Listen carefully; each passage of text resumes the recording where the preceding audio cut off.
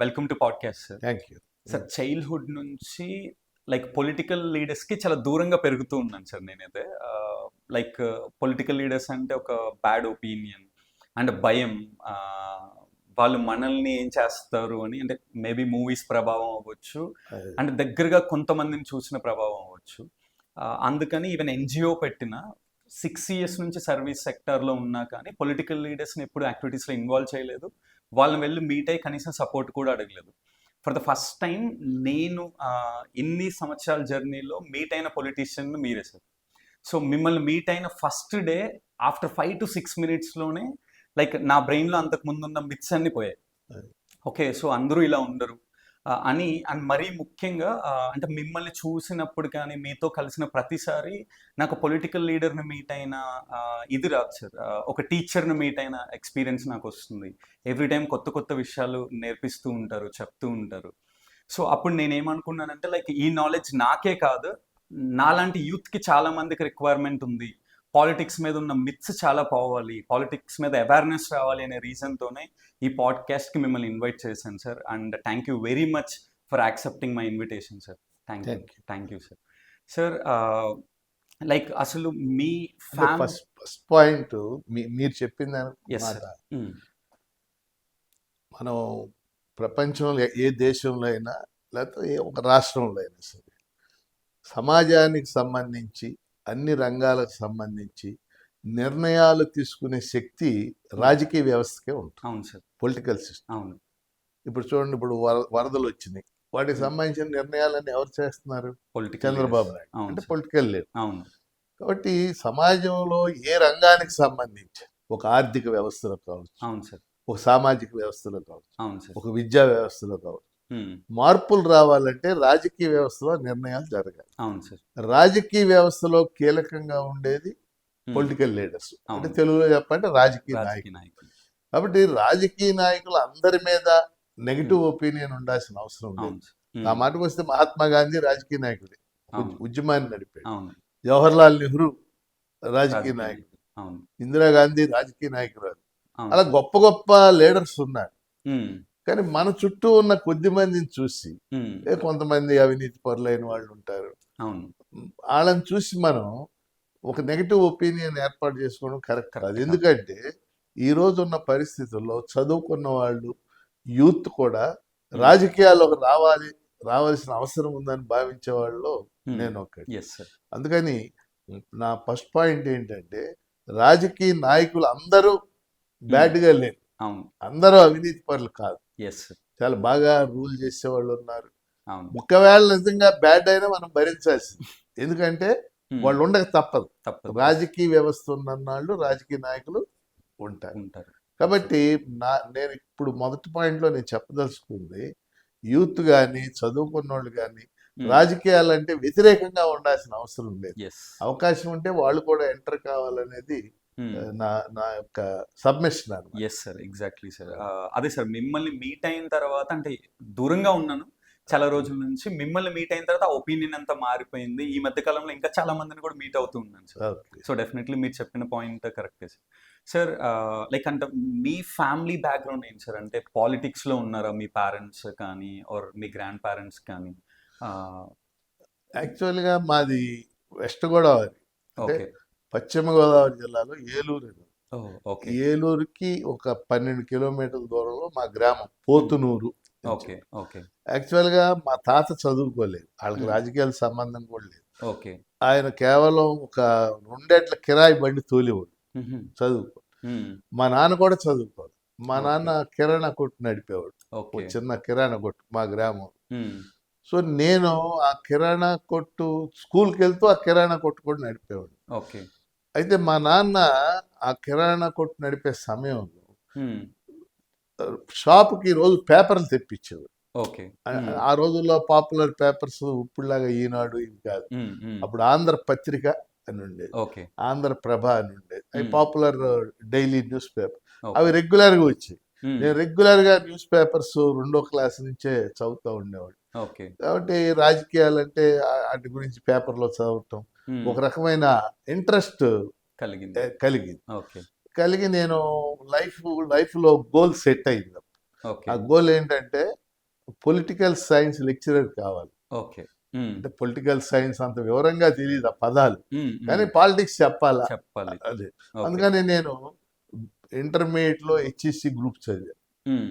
వేరే చదివే అవకాశం ఉన్న అందరూ బైపీసీ బైపీసీ, ఎంపీసీ ఎంపీసీ. చదువుతారు. ఆ అవును. రోజుల్లో ఎక్కువ మంది బైపీసీ. ఓకే. ఏలూరులో సిఆర్ రెడ్డి కాలేజ్ అని ఒకటి ఫేమస్ కాలేజ్, అవును. అవును. అక్కడ హెచ్ఈసి అనే గ్రూప్ చదివి. ఓకే. కేవలం నా ఇంట్రెస్ట్ అది. హ్మ్. హ్మ్. ఆ తర్వాత బిఏలో పాలిటిక్స్ మెయిన్, అంటే ఓకే. అప్పట్లో మెయిన్ సిస్టమ్ ఉండేది. హ్మ్. హ్మ్. History main, politics main, economics main. So okay. Politics main చదివి. ఓకే.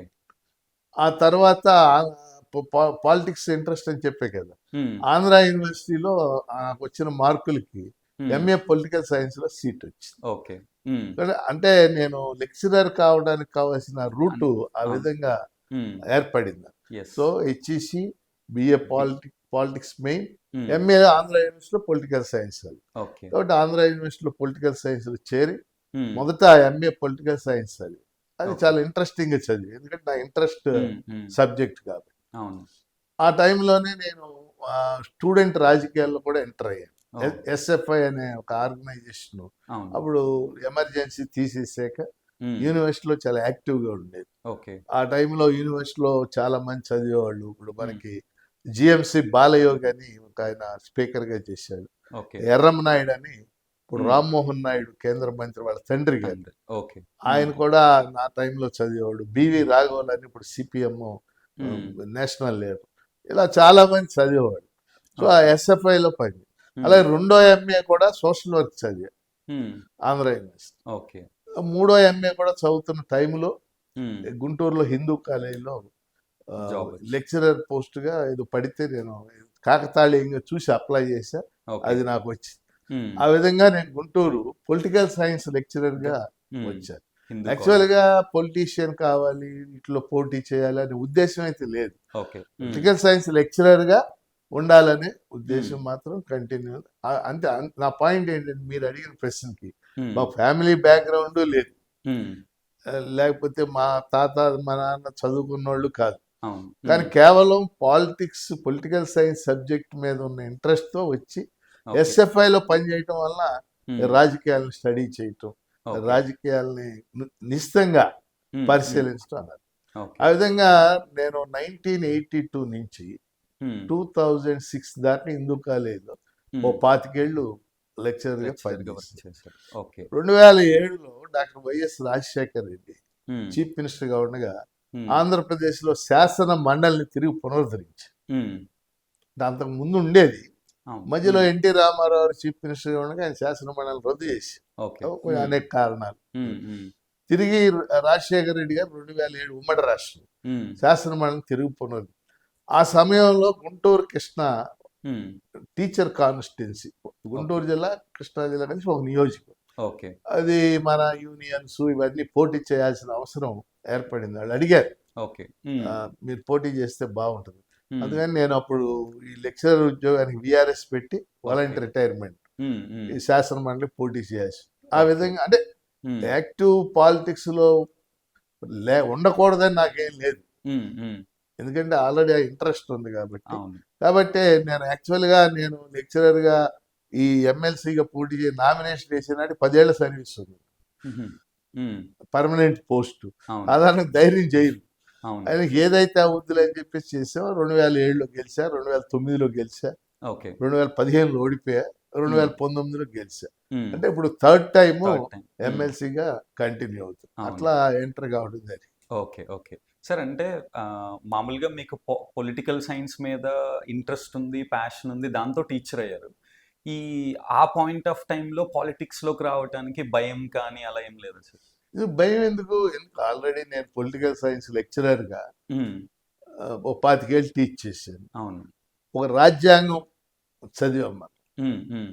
రాజ్యాంగం అనేది ఈ భూమి మీద, భారతదేశ భూమి మీద హ్మ్. పవిత్రమైన గ్రంథం ఏమిటంటే రాజ్యాంగం. రాజ్యాంగం. అవును. ఇప్పుడు మనం క్రైస్తవులు మీ పవిత్ర గ్రంథం ఏంటి అంటాం. హ్మ్. అంటే ఏంటి? వాళ్ళకి బైబిల్. బైబిల్, ముస్లింలు పవిత్ర గ్రంథం అంటే ఖురాన్. ఖురాన్. హ్మ్. హిందువులు పవిత్ర గ్రంథం అంటే అదే గీత. భగవద్గీత అంట, గీత. చదివినా హ్మ్. చదవకపోయినా. హ్మ్. హ్మ్. కానీ భారతీయులకు పవిత్ర గ్రంథం ఏమిటి? రాజ్యాంగం. రాజ్యాంగం. అవును. ఉమ్, రాజ్యాంగాన్ని నేను క్షుణ్ణంగా చదివాను. ఓకే. రాజ్యాంగం యొక్క గొప్పదనం ఏంటంటే ఉమ్, ఈ దేశంలో కొన్ని వేల సంవత్సరాల పాటు ఉమ్, మనుషులు అసమానులు అని సమాజమే చెప్పింది. ఓకే. మనుషులంతా ఒకటి కాదు, ఉమ్, బ్రాహ్మణులు, క్షత్రియులు, వైశ్యులు, శూద్రులు, వాళ్ళు ఒకటి, వీళ్ళు ఒకటి, వాళ్ళు ఒకటి, ఉమ్, ఒకటి కాదు. అట్లీస్ట్ ఆన్ పేపర్ ఎవరు అంగీకరించరు. ఉమ్, కానీ మానవులందరూ సమానులే, ఉమ్, ఈక్వాలిటీ బిఫోర్ లా, yes, చట్టం ముందు పౌరులందరూ ఒకటే సమానులే అని Hmm. మొట్టమొదటి చెప్పినటువంటి డాక్యుమెంట్ రాజ్యాంగం. రాజ్యాంగం. ఎస్. కాబట్టి ఈ దేశ రాజ్యాంగం, ఇప్పుడు ఈ దేశంలో జరిగే పరిపాలన అంతా కూడా రాజ్యాంగం ఆధారంగానే జరుగుతుంది. ఓకే. అందులో మంచి ఉంది, చెడు ఉంది, ఇవన్నీ కూడా అవును. ఉంటాయి. అవును. ఉమ్, ఇప్పుడు ముఖ్యమంత్రి ఆ పదవిని Hmm. ఎవరు సృష్టించారు? రాజ్యాంగం. రాజ్యాంగం. అట్లా ఇలా ప్రధానమంత్రి, రాష్ట్రపతి, గవర్నర్, ఉమ్, మనం ప్రతిరోజు అనేక ఎమ్మెల్యే అంటున్నాం, అవును. ఎమ్మెల్సీ అంటున్నాం, ఉమ్, ఎంపీ అంటున్నాం. ఉమ్, ఈ పదవులన్నీ ఎవరు సృష్టించారు? రాజ్యాంగం రాజ్యాంగం. సృష్టించారు. అవును. ఎందుకు సృష్టించింది? ఈ పదవుల యొక్క అల్టిమేట్ లక్ష్యం ఉమ్, ప్రజలకు సేవ చేయటం, అవును. ప్రజలకి అనేక సౌకర్యాలు. అంటే భారతదేశాన్ని ఒక వెల్ఫేర్ స్టేట్ అన్న రాజ్యాంగం. ఉమ్, ఉమ్, వెల్ఫేర్ అంటే శ్రేయో రాజ్యం, ఓకే. సంక్షేమ రాజ్యం. ఉమ్, ప్రజలందరి సంక్షేమం చూడవలసిన బాధ్యత రాజ్యాంగం మీద ఉంది. ఉమ్, ఉమ్, ఇవన్నీ సృష్టించింది. ఎస్. కాబట్టి మనం ఒక లెక్చర్ పోస్ట్ చేస్తున్నాం, ఉమ్, శాసన మండలిలో పోటీ చేసే అవకాశం ఇచ్చింది. ఎస్. శాసన మండలి అంటే ఎమ్మెల్సీ. ఉమ్, ఎమ్మెల్సీ అనేది ఒక రాజ్యాంగంలో ఒక భాగం. ఉమ్, కాబట్టి మనం దీని ద్వారా కూడా ప్రజలకు అందుబాటులోకి వెళ్ళొచ్చు, అవును. సమాజానికి కొంత మన మన పరిధిలో మనం ఏదైనా చేయొచ్చు అనే ఉద్దేశంతోనే 10 ఏళ్ళు సర్వీస్ ఉన్న. ఉమ్, అది యాక్చువల్గా నా మాటకు వస్తే ఫైనాన్షియల్గా చాలా నష్టం కలగజేసే అంశం. అవును సార్. అవును. ఇప్పుడు నేను నాతో పాటు పనిచేసిన వాళ్ళు రిటైర్ అయ్యారు, ఫుల్ పెన్షన్ పొందుతున్నారు, అవును. నేను పొందట్లేదు. కానీ దాని గురించి ఏనాడు విచారపడలేదు. ఉమ్, ఎందుకంటే నుంచున్నాం, గెలిచాం. ఉమ్, మనకి చేతనైనంత గుంటూరు, కృష్ణా జిల్లాలో కానీ ఆంధ్రప్రదేశ్లో కానీ ఉమ్, ప్రజలకు అందుబాటులో ఉండటానికి ప్రయత్నం చేస్తాం. yes. అందుకని ఉమ్, ఖచ్చితంగా ఈ రాజ్యాంగం యొక్క ప్రాధాన్యత తెలిసిన వ్యక్తిగా ఉమ్, ఈ రాజ్యాంగంలో ఉన్న ఒక పదవికి ఉమ్, ఎంపికయ్యే అదృష్టం రావటం, ఎంపికయ్యే అవకాశం రావటం మన అదృష్టం కదా, ఎగ్జాక్ట్లీ. నేను అలా భావించాను. ఓకే. Okay sir. అంటే ఒక చిన్న స్ట్రైట్ క్వశ్చన్ సార్. పొలిటీషియన్ అంటే మిమ్మల్ని మీరు ఒక పొలిటీషియన్ గా ఇష్టపడతారా ఆర్ ఒక టీచర్ గా ఇష్టపడతారా? అంటే యాక్చువల్లీ చెప్పాలంటే టీచరే డామినేట్ చేస్తాడు నాలో. ఓకే. ఎందుకంటే నేను పొలిటికల్ సైన్స్ అనే సబ్జెక్ట్ని ఉమ్, టీచ్ చేయటం నా life ambition, ambition, life yes. Passion, um, um, అది అంబిషన్. yeah. అందుకని నేను హిందూ కాలేజీలో 25 ఏళ్ళు చేస్తే 25 ఏళ్ళు మంచి టీచర్గానే వేలాది మంది స్టూడెంట్స్ ఈ జిల్లాలో నా Okay. దగ్గర చదువు. ఉమ్, అట్లాగే పొలిటికల్ కాలేజీ కాకుండా నేను బయట కాంపిటేటివ్ ఎగ్జామ్స్ టీచ్ అవును. చేసేవాడు, yes. సివిల్ సర్వీసెస్, గ్రూప్ అవును. 1, గ్రూప్ 2, అవును. అవి కూడా నేను పేద విద్యార్థులకి పని కోసం కాదు, కేవలం అవును, అవును. ఫ్యాషన్ అనమాట. ఉమ్, ఉమ్, అది కూడా కొన్ని వేల మంది స్టూడెంట్స్ చెప్పారు. కాబట్టి చెప్పటం అనేది, పొలిటికల్ సైన్స్ టీచ్ చేయటం అనేది నా Hmm. ఫ్యాషన్. yes. అది ఎంత దూరం అయినా వెళ్తా. ఇప్పుడు ఉదాహరణకి వారం రోజుల క్రితం కరెక్ట్ ఈ వరదలు రావడానికి ముందు ఉమ్, ఖమ్మం వాళ్ళు పిలిచి బంగ్లాదేశ్ పరిణామాల మీద మాట్లాడటానికి రమ్మన్నారు. ఓకే. ప్రస్తుతం ఖమ్మం దూరం అవును. అయినా సరే వెళ్ళి అక్కడ మాట్లాడి వస్తే ఆ రోజు చాలా హ్యాపీగా, సాటిస్ఫాక్షన్గా ఉంటుంది. ఎస్. కానీ ఇప్పటికీ టీచర్ ఆ వృత్తికి ఉన్న గొప్ప లక్షణం, మనం రియల్ టీచర్గా ఉంటే చాలా సంతోషంగా ఉండొచ్చు. ఆ విధంగా నేను స్టూడెంట్స్ని మోటివేట్ చేయడానికి ప్రయత్నం చేశాను. కొంతవరకు సక్సెస్ అయ్యానని కూడా అనుకుంటున్నాను. ఎస్. అందుకని టీచర్ డామినేట్ చేస్తాడు. అయితే ఇది ఒక అవకాశం వచ్చింది కాబట్టి దీన్ని కూడా వినియోగించుకుంటూ రెండింటిని నేను కంబైన్ చేసుకుంటే వెళ్తాను. ఎగ్జాక్ట్లీ. అంటే ఇప్పటికి కూడా అనేక మంది గ్రూప్ 1, గ్రూప్ 2 లేకపోతే డిఎస్సి ఈ క్లాసులు టీచ్ చేయటం, అనేక చోట్ల అవగాహన సదస్సులు పెట్టడం, అదంతా కూడా కంటిన్యూ చేస్తాం. Okay sir.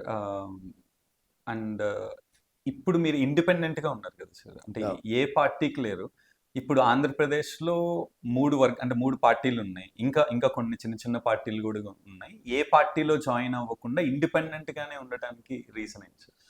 అంటే యాక్చువల్గా రాజ్యాంగం ఏం చేసిందంటే, ఈ శాసన మండళ్ళు ఉన్నాయి కదా, శాసన మండళ్ళు 8 రాష్ట్రాల్లోనే ఉన్నాయి. అవును సార్.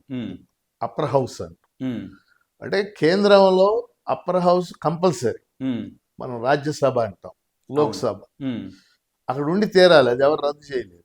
కానీ స్టేట్స్కి వచ్చేసరికి రాజ్యాంగం ఏం చెప్పిందంటే మీకు ఇష్టమైతే అప్పర్ హౌస్ ఉంచుకోవచ్చు, ఇష్టం కాకపోతే రద్దు చేసుకోవచ్చు. ఓకే. కాబట్టి ఇప్పుడు మనకి అవుట్ ఆఫ్ 28 స్టేట్స్ 8 స్టేట్స్లో అప్పర్ హౌస్లు ఉన్నాయి, ఎమ్మెల్సీలు.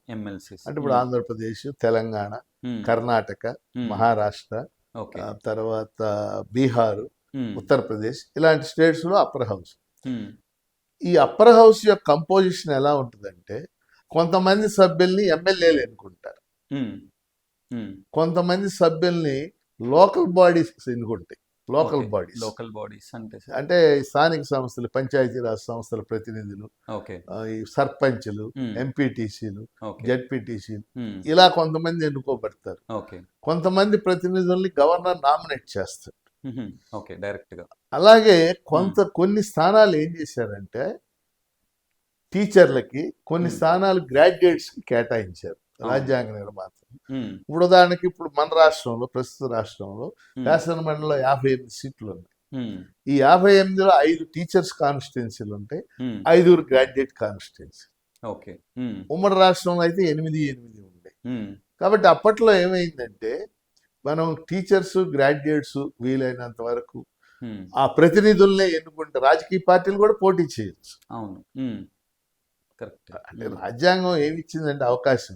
ఇప్పుడు గ్రాడ్యుయేట్ ఎమ్మెల్సీ సీట్ ఉందనుకోండి, దీంట్లో ఎవరైనా పోటీ చేయొచ్చు. రాజకీయ పార్టీలు పోటీ చేయొచ్చు, కానీ వాడు భారతీయ పౌరుడే 30 ఏళ్ళు దాటిన వాడు ఎవరైనా పోటీ చేయొచ్చు. మేము ఇంకో తమాషా చెప్తాను, గ్రాడ్యుయేట్ ఎమ్మెల్సీ సీట్లో అక్షరాలు రానంతను కూడా పోటీ చేయొచ్చు. గ్రాడ్యుయేట్ పోటీ చేయక్కర్లేదు, ఒక రైతు పోటీ చేయొచ్చు. ఓట్లు వేసేవాళ్ళు గ్రాడ్యుయేట్స్ అయ్యారు. టీచర్ కాన్స్టిట్యున్సీలో టీచర్ కానివాళ్ళు కూడా పోటీ చేయొచ్చు. టీచర్ కాన్స్టిట్యున్సీలో అక్షరం కూడా రానంతను కూడా పోటీ చేయొచ్చు. కానీ టీచర్ కాన్స్టిట్యున్సీలో ఓట్లు వేసేవాళ్ళు టీచర్స్. కాబట్టి నా పాయింట్ ఇక్కడ టీచర్ కాన్స్టిట్యున్సీ కానీ గ్రాడ్యుయేట్ కాన్స్టిట్యున్సీ కానీ రాజకీయ పార్టీలు పోటీ చేయొచ్చు, ఏ పౌరుడైనా పోటీ చేయొచ్చు. సో మేము అప్పుడు పోటీ చేసినప్పుడు ఏమైందంటే అనేక యూనియన్స్ సపోర్ట్ చేసింది. సో మనం ఏ రాజకీయ పార్టీ తరఫున కాకుండా యూనియన్స్ తరఫున పోటీ చేస్తే అందరి మద్దతు మనం పొందొచ్చు. అందుకని ఆ రోజుల్లో ఇండిపెండెంట్ గా 3 సార్లు కూడా నేను ఇండిపెండెంట్ గానే గెలిచాను. రాజకీయ పార్టీలు పోటీ చేసింది, కొన్ని సందర్భాల్లో నేను ఓడిపోయా. ఉదాహరణకు 2015లో నా మీద తెలుగుదేశం పార్టీ అభ్యర్థి పోటీ చేసి నేను ఓడిపోయాను. ఇట్లా ఉంటాయి. కాబట్టి మన రాజకీయ పార్టీలు మన రాష్ట్రంలో ప్రధానమైన పార్టీలు ఉన్నాయి. వైఎస్ఆర్ కాంగ్రెస్ పార్టీ, తెలుగుదేశం పార్టీ, ప్రస్తుతం జనసేన పార్టీ, ఇతర పార్టీలు కూడా ఉన్నాయి. కానీ మేము ఇండిపెండెంట్లుగా పోటీ చేస్తూ గెలవటమే మాకు. దానివల్ల ఏంటంటే మేము స్వతంత్రంగా పనిచేయటం, ప్రభుత్వాల పట్ల. ఇప్పుడు నేను 2007లో ఎమ్మెల్సీ అయ్యాను. 5 ముఖ్యమంత్రులు నేను చూశాను. 5. నేను గెలిచినప్పుడు రాజశేఖర రెడ్డి గారు, తర్వాత రోసీ గారు, ఆయన చనిపోయాడు సడన్ గా. రోసీ గారి తర్వాత కిరణ్ కుమార్ రెడ్డి, తర్వాత చంద్రబాబు నాయుడు గారు, తర్వాత జగన్మోహన్ రెడ్డి, ఇప్పుడు మళ్ళీ చంద్రబాబు. 5 ముఖ్యమంత్రుల పట్ల కూడా మా వైఖరి గుడ్డిగా వ్యతిరేకించడం లేదు, గుడ్డిగా అనుకూలించడం లేదు. నిర్మాణాత్మక ప్రతిపక్షం, అంటే ఒక కన్స్ట్రక్టివ్ అపోజిషన్ అన్నమాట. అంటే రాజకీయ పార్టీలు ఏమో గుడ్డిగా వ్యతిరేకిస్తే, గుడ్డిగా అనుకూలిస్తాయి, మనందరికి తెలిసిన. మనం అలా కాకుండా ఆ ప్రభుత్వం మంచి చేస్తే బలపరిచి, మనకేదైనా హాని చేస్తే వ్యతిరేకించి. ఇప్పుడు ఉదాహరణకి రాజశేఖర రెడ్డి గారు నేను ఎమ్మెల్సీ అయ్యాక 2 ఏళ్ళు ఉన్నాడు. ఆ టైంలో ఆయన 2 మంచి పనులు చేసి త్రిబుల్ ఐటీలు అని పెట్టారు. ఇప్పుడు మనం త్రిబుల్ ఐటీలు అని అంటున్నాం కదా, నూజివీడు, లేకపోతే ఇడుపులపాయ. నేను వాటిని నిర్ద్వందంగా బలపరిచాను. త్రిబుల్ ఐటీలు పేద పిల్లలకు మేలు చేస్తాయి. నేను చెప్పినట్టే తర్వాత అవి చాలా పెద్ద ఎత్తున అక్కడ సీటు రావడం చాలా ప్రెస్టేజ్గా. అలాగే ఫీజు రియంబర్స్మెంట్ విధానాన్ని ఆయన ప్రవేశపెట్టి దాన్ని కూడా నేను బలపరిచాను. ఇవాళ ఫీజు రియంబర్స్మెంట్ ఉండటం వల్ల వేలాది మంది, మీకు కూడా తెలుసు, పేద విద్యార్థులు వాళ్ళు చదువుకో ఇంజనీరింగ్ కాలేజీ గుమ్మం ఎక్కారంటే ఫీజు రియంబర్స్మెంట్ ఉండటం అది. నేను అదే సమయంలో రాజశేఖర రెడ్డి గారిని వ్యతిరేకిస్తూ నేను 5 సార్లు అరెస్ట్ అయ్యాను. ఆ 2 ఏళ్ళలో 5-6 కేసులు పెట్టారు. అంటే ప్రజా వ్యతిరేక విధానాలు ఆయన అవలంబిస్తే ఉమ్, ఉమ్. ఇదే పద్ధతి మేము ఓకే. కంటిన్యూ చేస్తాం. గ్రేట్. అందుకని ఇండిపెండెంట్ గా మనం అనేక యూనియన్స్ తరఫున గెలుస్తున్నాం కాబట్టి ఆ ఇండిపెండెంట్ నేచర్ ని మేము అలా కంటిన్యూ చేస్తాం. ఓకే. Yeah sir. చాలా చాలా స్ట్రైట్ ఫార్వర్డెడ్గా చాలా కరేజియస్గా ఉంది సార్. Good sir. సార్ అంటే ఆల్మోస్ట్ 2007 నుంచి మీరు పాలిటిక్స్లో ఉన్నారు సార్. చాలా అనుభవం ఉంది. ఈ జర్నీలో మిమ్మల్ని ఒక పొలిటికల్ లీడర్గా మార్చిన ఎక్స్పీరియన్సెస్ ఏంటి సార్? అంటే బాగా మిమ్మల్ని షేప్ చేసిన ఎక్స్పీరియన్సెస్. అంటే నేను నమ్మేది ఏంటంటే మేము ఎన్నికైంది యాక్చువల్గా నేను 3వసారి ఇప్పుడు ఎమ్మెల్సీ, 2 times టీచర్ ఎమ్మెల్సీ పనిచేసి, అవును సార్. ఒకసారి గ్రాడ్యుయేట్ ఎమ్మెల్సీగా పనిచేసి. అవును. అయితే మేము ఎన్నికైంది గ్రాడ్యుయేట్స్ టీచర్స్ ఎన్నుకున్నా సరే నేను నమ్మేది ఏంటంటే ప్రజల పట్ల ప్రజలు ఎదుర్కొంటున్న ఏ సమస్యలైనా సరే, వాళ్ళు కూలీలైనా, రైతులైనా, లేకపోతే కార్మికులైనా, లేకపోతే వ్యవసాయ కార్మికులైనా, వాళ్ళు ఏ సమస్య ఎదుర్కొంటున్నా మనం రిప్రజెంట్ చేయాలి, ఇవే కాదు. సో అలా చేసే సందర్భంలో ఆయా సమస్యలు మనం రిప్రజెంట్ చేస్తున్నప్పుడు మనకు చాలా హ్యాపీగా ఉంటుంది. అవును సార్. ఇప్పుడు ఉదాహరణకి ఇప్పుడు పల్నాడు జిల్లా ఉంది. పల్నాడు జిల్లాలో వరికిపూడిశాల అని ఉంది. అది 50 ఏళ్ల నుంచి నిర్మాణం జరగటంలా, అంటే కృష్ణానది నుంచి అది ఒక ఎత్తిపోతల పథకం అన్నమాట. మాచర్ల దగ్గర ఒక ఎత్తిపోతల పథకం 50 ఏళ్ల నుంచి అది ఇంతవరకు సాకారం కాలేదు, ఇప్పటికీ అవ్వలేదు. అది కనుక అయితే ఆ వరికిపూడిశాల అనే లిఫ్ట్ ఇరిగేషన్ అంటాం ఇంగ్లీష్, అయితే దాదాపు 1,00,000 ఎకరాలకు నీళ్లు వస్తాయి, ఒక 70-80 గ్రామాలకు మంచి నీళ్లు వస్తాయి. అవును. నేను ఏ సమావేశంలో అయినా సరే అది ప్రస్తావించకుండా ఉండను, పల్నాడులో కానీ శాసన మండలిలో కానీ. ఓకే. సో అలాంటి ప్రస్తావించి అవి పరిష్కారం అయితే మనకి చాలా హ్యాపీగా ఉంటుంది. ఇప్పుడు కృష్ణా జిల్లాలో ఎన్టీఆర్ జిల్లా అంటాం, విజయవాడ అవతల మైలవరం అవతల ఏకొండూరు అని ఒక మండలం. ఆ మండలంలో ఉన్న 55,000 జనాభాలో 30,000 గిరిజనులే, తండాల. ప్రజెంట్ ఆ తండాల సమస్య ఏంటంటే ఆ తండాల్లో కిడ్నీ వ్యాధుల సమస్య వచ్చింది. ఇప్పటికి దాదాపు 300 మంది చచ్చిపోయారు. ఆ కిడ్నీ సమస్య వల్ల 300 మంది చచ్చిపోయారు. ఈ వారంలో 4 చచ్చిపోయారు. తర్వాత ఒక 2-3 వేల మంది ఇప్పుడు కిడ్నీ సమస్యలతో బాధపడుతున్నారు. దానికి కారణం ఏంటంటే వాళ్ళకి వాటర్ లేకపోవడం. కిడ్నీ జబ్బులు తగ్గించడం ఒక భాగం. ఇమీడియట్ గా మనం చేసే డిమాండ్ ఏంటంటే వాళ్ళకి మందులు ఉచితంగా ఇవ్వాలి, గిరిజనులు కదా, అలాగే డయాలసిస్ సెంటర్ పెట్టాలి, చేస్తుంది. కానీ అక్కడ నీళ్లు తాగినంత కాలం అది ఉంటానే ఉంటుంది. అక్కడ ఆ మండలంలో ఉండే నీళ్ళల్లో గ్రౌండ్ వాటర్ లో ఆ సిలికా అది ఉంటది, ఎక్కువ ఉంటుంది అనమాట. అదే కృష్ణా నది నుంచి, కృష్ణా నది అక్కడికి 50 కిలోమీటర్లు, 50 కాదు 55. కృష్ణా నది నుంచి ఒక పైప్ లైన్ వేసి అక్కడ తండాలకి ఏకొండూరు మండలానికి నీళ్ళు ఇచ్చారు అనుకోండి, అవి తగ్గడానికి అవకాశం. సో ఆ నీళ్ళు ఇవ్వడానికి 50 కోట్లు అవుతుంది. సో ఎంత మహా బడ్జెట్ లో 50 కోట్లు లెక్కే ఉంది. ప్రభుత్వాలు పట్టించుకోవాలి. మేము పదే అంశాన్ని ముందుకి తీసుకెళ్తాము. నేను కూడా అనేక శాసన మండలిలో ప్రశ్నించాను. అట్లా ఇష్యూస్ తీసుకెళ్ళటానికి మనకి శాసన మండలిలో ఒక వేదిక చేసుకుంటారు. అట్లా కార్మికులు, రైతులు, ఇప్పుడు ఈ వరదలకు నష్టపోయారు. ప్రభుత్వం చేసే కొన్ని చేస్తాయి, కానీ ఎంత చేసినా కొంత మిగిలిపోతా ఉంటారు. వాళ్ళకి నష్టపరిహారం అందించడం, అలాంటి ఇష్యూస్ మనం ముందుకు తీసుకెళ్ళాలి.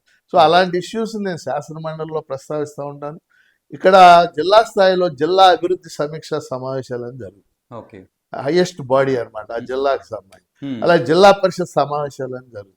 ఎక్కడ జరిగినా నేను నిర్మోహమాటంగా ఇష్యూస్ ఇట్ని మాట్లాడుతూ ఉంటాను. సో ఆ మాట్లాడినప్పుడల్లా కూడా మనం ఇందులోకి వచ్చినందుకు మనం కొంత చేయగలుగుతున్నాం అనే ఒక సంతృప్తి మనకి కలుగుతూ ఉంటుంది అన్నమాట. అంటే అపార్ట్ ఫ్రమ్ టీచర్స్, ఎంప్లాయీస్, వీళ్ళు ఆర్గనైజర్ సెక్టర్, వాళ్ళు చేసేది వాళ్ళకి చేస్తూ ఉంటాం. కానీ ఇట్లాంటి ప్రజా సమస్యలన్నీ కూడా రిప్రజెంట్ చేయటం అనేది నేను ప్రధానమైన అంశంగా నేను ఊరికే మీకు 1-2-3 Yes, sir. ప్రస్తావన చేశాను. అవును అవును ఇలాంటి కొన్ని వందలు ఉన్నాయి ఈ 2 జిల్లాల్లో. అవును సార్ అవును. అది నేను చేసే ప్రక్రియ. ఓకే సార్, అంటే మీరు ఎన్నో ఇనిషియేటివ్స్ని టేక్ ఓవర్ చేసి చాలా సక్సెస్ఫుల్గా కంప్లీట్ చేసి ఉంటారు.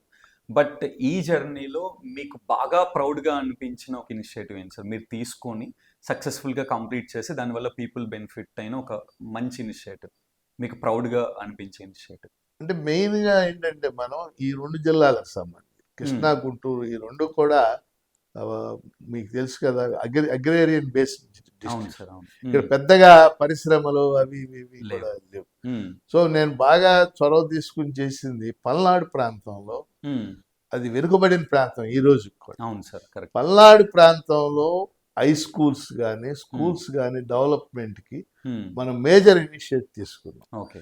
స్కూల్స్కి ప్రహరీ గోడలు కట్టించడం, ఓకే. అట్లాగే ఆర్ఎంఎస్సి అనే ఒక స్కీమ్ వచ్చింది, మ్మ్. రాష్ట్రీయ మాధ్యమిక శిక్షా అభియాన్. మ్మ్. ఆ స్కీమ్ కింద ఎక్కువ నిధులు పల్నాడుకు వచ్చేటట్టు చేశాను నేను. మ్మ్.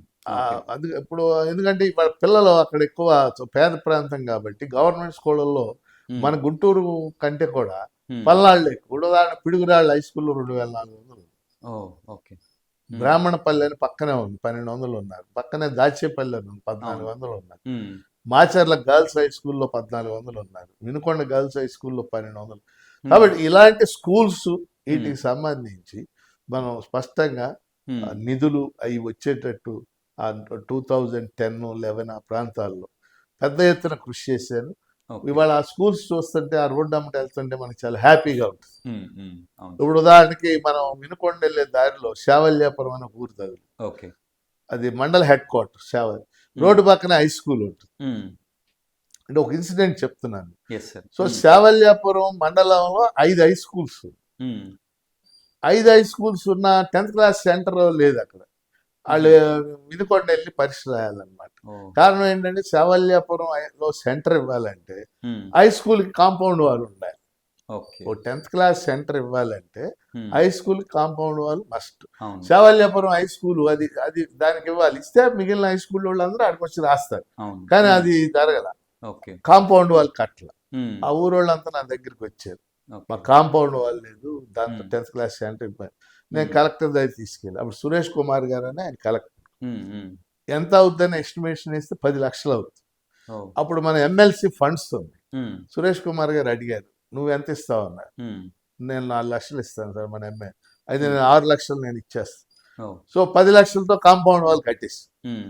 దాంతో అక్కడ 10th క్లాస్ సెంటర్ సెంటర్ వచ్చింది. వచ్చింది. మ్మ్. ఇప్పుడు మనం రోడ్ అమ్మటి వెళ్తున్నప్పుడల్లా కాంపౌండ్ వాళ్ళు చూస్తుంటే మనకు హ్యాపీగా అవును. ఉంటుంది. మ్మ్. సో ఆ విధంగా మేజర్ ఇనిషియేటివ్ ఎడ్యుకేషన్ సంబంధించి మ్మ్. స్కూల్స్ ఇన్ఫ్రాస్ట్రక్చర్, స్కూల్ మ్మ్. కాంపౌండ్ వాల్స్ ఆ మ్మ్. 2010-11 ఆ ప్రాంతాల్లో పెద్ద ఎత్తున నేను ఇనిషియేట్ చేశాను. ఓకే. అది చాలా హ్యాపీయెస్ట్ Yes, sir. ఇన్సిడెంట్గా అనిపిస్తాం. రియల్లీ గ్రేట్ ఇన్సిడెంట్ ఖచ్చితంగా.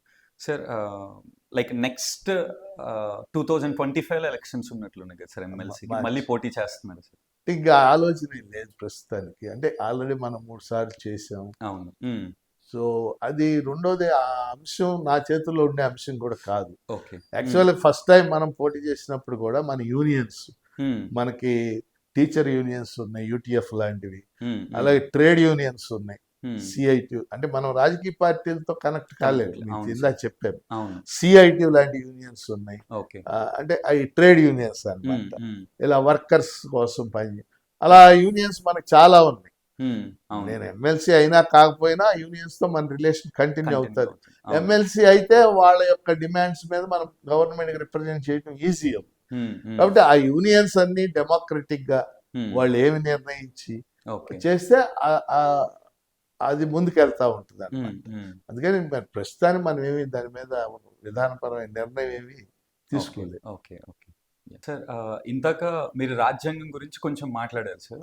అంటే ఇప్పుడు కరెంట్ సిచ్యువేషన్లో చాలా మంది అంటే చెప్తూ ఉన్నప్పుడు వింటూ ఉన్నాం, రాజ్యాంగం అనేది ఈవెన్ మీరు కూడా చెప్పారు చాలా గొప్పది, అందులో ఇలా ఉంటాయి బోల్డెన్ సిస్టమ్స్ ఉంటాయి, ఎవ్రీథింగ్ ఇండియా అంతా కూడా రాజ్యాంగం మీదే రన్ అవుతుంది అని.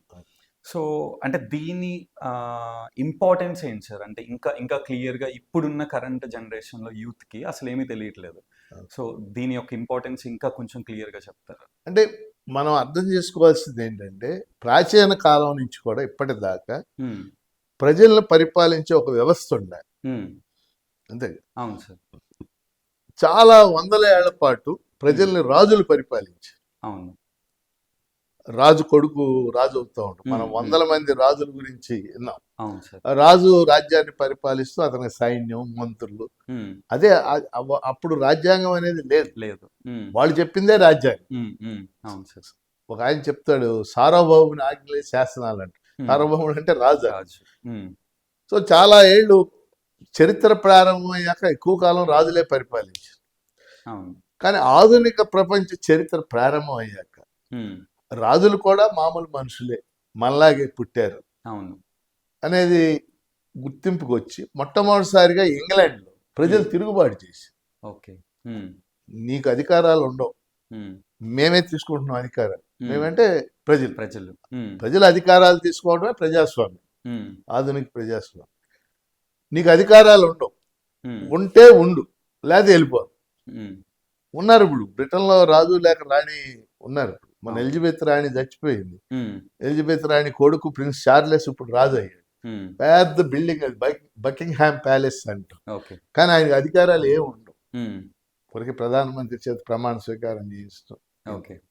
కాబట్టి మొట్టమొదటి మోడర్న్ డెమోక్రసీ ఇప్పుడు మనం చూసేది ఇంగ్లాండ్లో స్టార్ట్ అయ్యింది. ఉమ్, అక్కడే రాజకీయ పార్టీలు పుట్టి, ఓకే. ఉమ్, అక్కడే పార్లమెంటరీ సిస్టమ్ ఆఫ్ గవర్నమెంట్, ఇప్పుడు మనం పార్లమెంటరీ విధానం అంటున్నాం, అక్కడే పుట్టింది. Um, so Britain was the mother of modern democracies. Okay.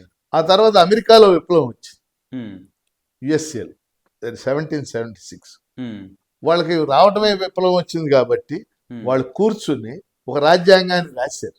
Okay. 1770 అది 1787లో అది అమల్లోకి వచ్చింది. ఉమ్, చాలా గొప్ప గొప్ప వాళ్ళు. జార్జ్ వాషింగ్టన్, ఉమ్, ఇప్పుడు మనం వాషింగ్టన్ అంటాం. అవును సార్. అవును. ఉమ్, జార్జ్ వాషింగ్టన్ ఈ was the father of American revolution. Okay. Washington, Thomas Jefferson, um, వీళ్ళంతా గొప్ప రాజ్యాంగాన్ని రాశారు. ఉమ్, ప్రపంచంలో ఫస్ట్ రిటర్న్ కాన్స్టిట్యూషన్ అదే. ఉమ్, ఉమ్, అవును. సో ఇక్కడ విషయం ఏంటంటే మనం గమనించాల్సింది, మోడర్న్ డెమోక్రసీ స్టార్ట్ అయ్యాక ఉమ్, ఇక రాజులు ఉండరు. ఉమ్, మరి డెమోక్రసీ వచ్చింది, పరిపాలన ఎలా జరగాలి? ఉమ్, ఒక రిటర్న్ డాక్యుమెంట్ ఉండాలి. ఆ రిటర్న్ డాక్యుమెంటే రాజ్యాంగం. ఓకే.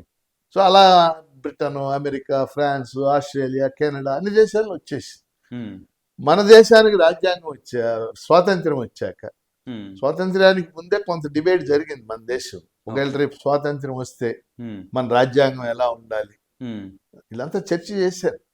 ఓకే. సో రాజ్యాంగం చర్చ చేసే సమయంలోనే 1946లో ఇక బ్రిటిష్ వాళ్ళు వెళ్ళిపోదలుచుకున్నారు. ఉమ్, అప్పుడు కాన్స్టిట్యూయెంట్ అసెంబ్లీ ఏర్పాటు చేసి ఉమ్, ఒక రాజ్యాంగ పరిషత్, ఉమ్, అందులో 300 మంది సభ్యులు ఉండేవాళ్ళు. అవును.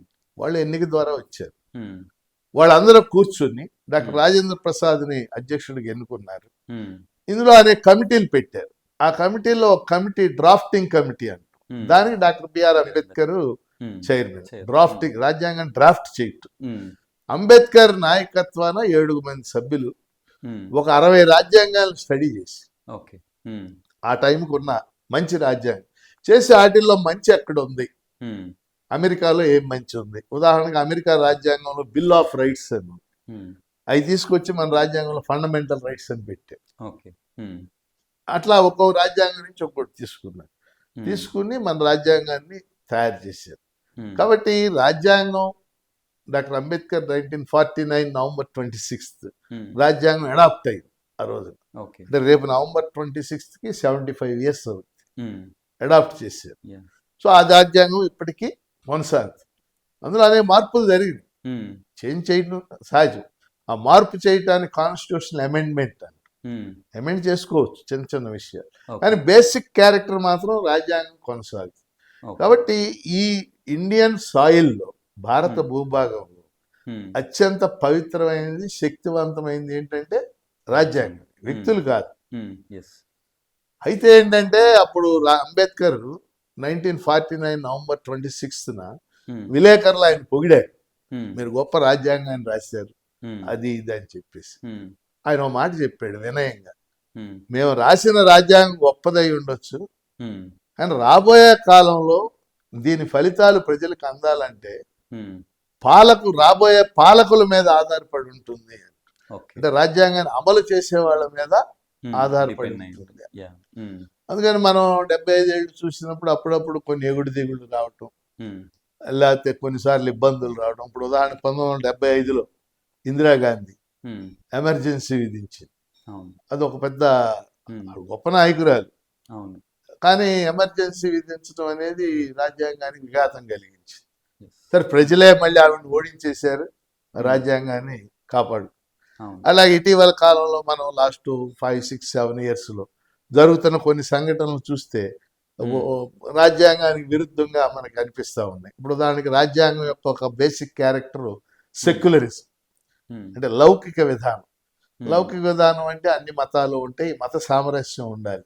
ఉమ్, ఇప్పుడు అప్పుడప్పుడు మనం చూసినప్పుడు ప్రజెంట్ సిచ్యువేషన్లో ఈ లౌకిక విధానం దెబ్బతింటదేమో అనిపిస్తాం. ఉమ్, అలాగే రాజ్యాంగం కూడా ఏం చెప్పింది, ప్రజల మధ్య సోషల్ ఎకనామిక్ జస్టిస్ ఉండాలని చెప్పి. ఉమ్, అంటే ప్రజలందరికీ ఆర్థిక న్యాయం జరగాలి, సామాజిక న్యాయం జరగాలి. ఉమ్, కానీ రెండో వైపు చూస్తే ఒకవైపు మిలియనీర్ల సంఖ్య పెరిగిపోతుంది. ఉమ్, అవును. లేటెస్ట్ కూడా మనం ఫిగర్స్ చూస్తే వేలాది కోట్లు ఉన్న వాళ్ళ సంఖ్య పెరిగిపోతుంది. అదానీలు, అంబానీలు, అవును. లేదా ఇంకోహోళ్ళు. అదే సమయంలో మనిషి తిండికి కూడా ఇబ్బంది పడుతున్నారు, రోజువారీ కూలికి కూడా ఇబ్బంది పడుతుంది. ఉమ్, అంటే ఇలాంటివన్నీ కూడా ఉన్నాయి. yes, sir. కాబట్టి వీటిని మనం చేయాలంటే ఇది రాజ్యాంగంలో స్పష్టంగా రాశారు పాపం. అవును.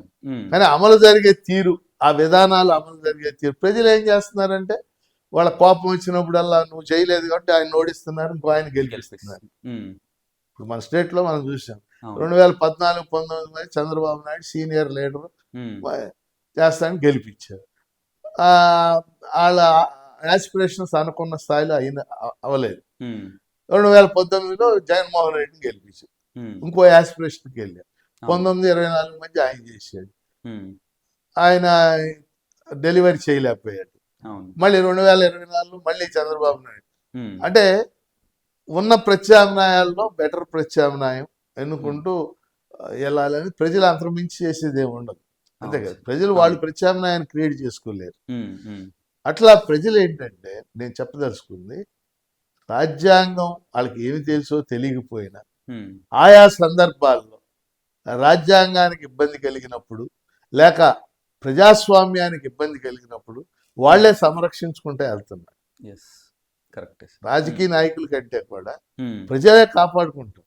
ప్రజలు ఏ సమయంలో ఎలా ఓటేయాలి అనేది వాళ్ళకు క్లారిటీ ఉంటుంది. అవును.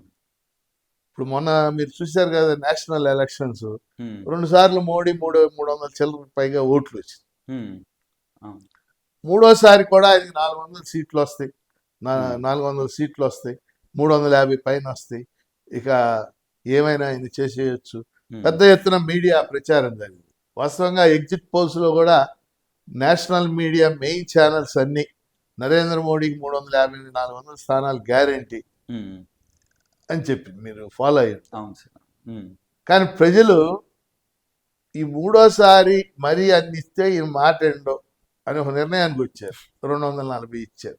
అంటే ఇంకొకళ్ళ మీద ఆధారపడేటట్టు ఉమ్, చేశారు. వాళ్ళకున్న స్థితి అది. yes, కాబట్టి రాజకీయ వ్యవస్థలో వచ్చినటువంటి మార్పులు ప్రజలు ఎప్పటికప్పుడు ఉమ్, వాళ్ళ మైండ్లో ఉంటాయి. అవును. ఎవరిని ఏ టైంలో గెలిపించాలి, ఎవరిని ఏ టైంలో ఓడించాలి. ఉమ్, ఇప్పుడు మన స్టేట్ ఎలక్షన్స్ చూసాం, ఇంత ఘన విజయం సాధిస్తామని కూటమి ఎక్స్పెక్ట్ చేయలేదు. అవును. ఇంత దారుణమైన ఓటమి ఎదుర్కొంటామని జగన్మోహన్ రెడ్డి ఎక్స్పెక్ట్ చేయలేదు. అవును. ఒకవేళ ఓడిపోయినా ఆయనకు 50 సీట్లు 60 సీట్లు వస్తాయని అందరూ అనుకున్నారు. ఉమ్, 11 సీట్లు అంటే ఉమ్, ప్రజలు ఆ రకంగా ఫీల్ అయ్యారు అనమాట. ఉమ్, దీనివల్ల మనకు నష్టం జరిగింది, అవును. వాళ్ళు స్వీకరించాలి దాన్ని. కాబట్టి రాజ్యాంగం అనుగుణంగానే దేశ పాలన జరగాలి. ఉమ్, అందుకనే రాజ్యాంగాన్ని మనం గౌరవిస్తూ ఆ రాజ్యాంగ సూత్రాలకు అనుగుణంగా, ఎందుకంటే ఈరోజు యూత్, ముఖ్యంగా స్టూడెంట్స్, ఉమ్, లేకపోతే ఈ సాఫ్ట్వేర్ ఉద్యోగులు, వీళ్ళెవరికి ఈ రాజ్యాంగం అంటే ఏంటి, తెలు- ఇది ఏంటి, ఏమి ఉమ్, తెలుస్తున్న పరిస్థితి తెలియాలి. అవును సార్. ఎందుకంటే మనం కేవలం నీ జీవితం నీతో ముడిపడి ఉంటుంది, ఉమ్, సమాజంతో, అవును. ప్రజలతో, లేకపోతే జరుగుతున్న మార్పులతో కూడా ముడిపడి ఉంటుంది. ఎగ్జాక్ట్లీ. ఆ విధంగా వాళ్ళు రాజ్యాంగం పట్ల అవగాహన పెంచుకోవాలనేది నా ఉద్దేశం. అంటే ముఖ్యంగా యూత్ సార్, అంటే ఇంజనీరింగ్ కానీ డిగ్రీ కానీ ఇలా ఎవరైతే స్టూడెంట్స్ ఉన్నారో వాళ్ళు రాజ్యాంగం నుంచి ఖచ్చితంగా తెలుసుకోవాల్సిన కొన్ని పాయింట్స్ ఏమైనా ఉన్నాయా సార్? ఖచ్చితంగా.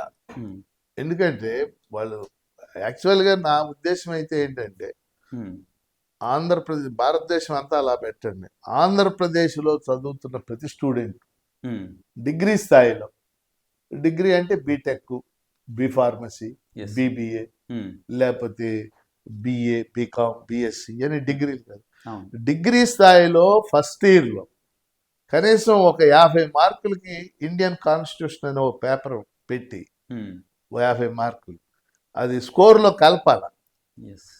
వీళ్ళకి కొన్ని పేపర్లు పెట్టి ఏం చేస్తున్నారంటే వీళ్ళ యొక్క స్కోర్ ఉంటది కదా, వీళ్ళకి డిగ్రీ ఇచ్చే స్కోర్, దాంట్లో కలపట్ల. దాంతో వాళ్ళు అసలు కాలేజీల్లో పెట్టినా చెప్పించినా వీళ్ళకి ఇంట్రెస్ట్ ఉంటుంది. స్కోర్లో కలిపే విధంగా రాజ్యాంగాన్ని ఒక 50 మార్కులకి పెట్టాలి, టీచ్ చేయాలి. నేను మీరు అడిగిన ప్రశ్న నా సమాధానం ఏం తెలుసుకోవాలి అని చెప్పారు. ఒకటి, రాజ్యాంగం యొక్క లక్ష్యాలు తెలుసుకోవాలి.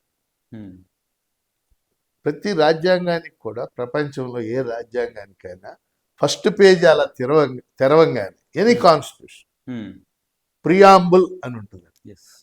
ప్రియాంబుల్ తెలుగులో చెప్పాలంటే పీఠిక అంటారు. ఆ preamble indicates the goals and ideals of the constitution. ఈ రాజ్యాంగం ఎందుకు రాసుకున్నాము? సో ఇండియన్ కాన్స్టిట్యూషన్ లో కూడా ప్రియాంబుల్లో we the people of India having resolved to constitute India into a sovereign, socialist, secular, democratic republic. అంటే ఒక్కొక్క పదానికి ఒక భీకరమైన అర్థం ఉంది అనమాట. సావరిన్ అంటే ఒక అర్థం, సోషలిస్ట్ అంటే ఒక అర్థం, సెక్యులర్ అంటే ఒక అర్థం.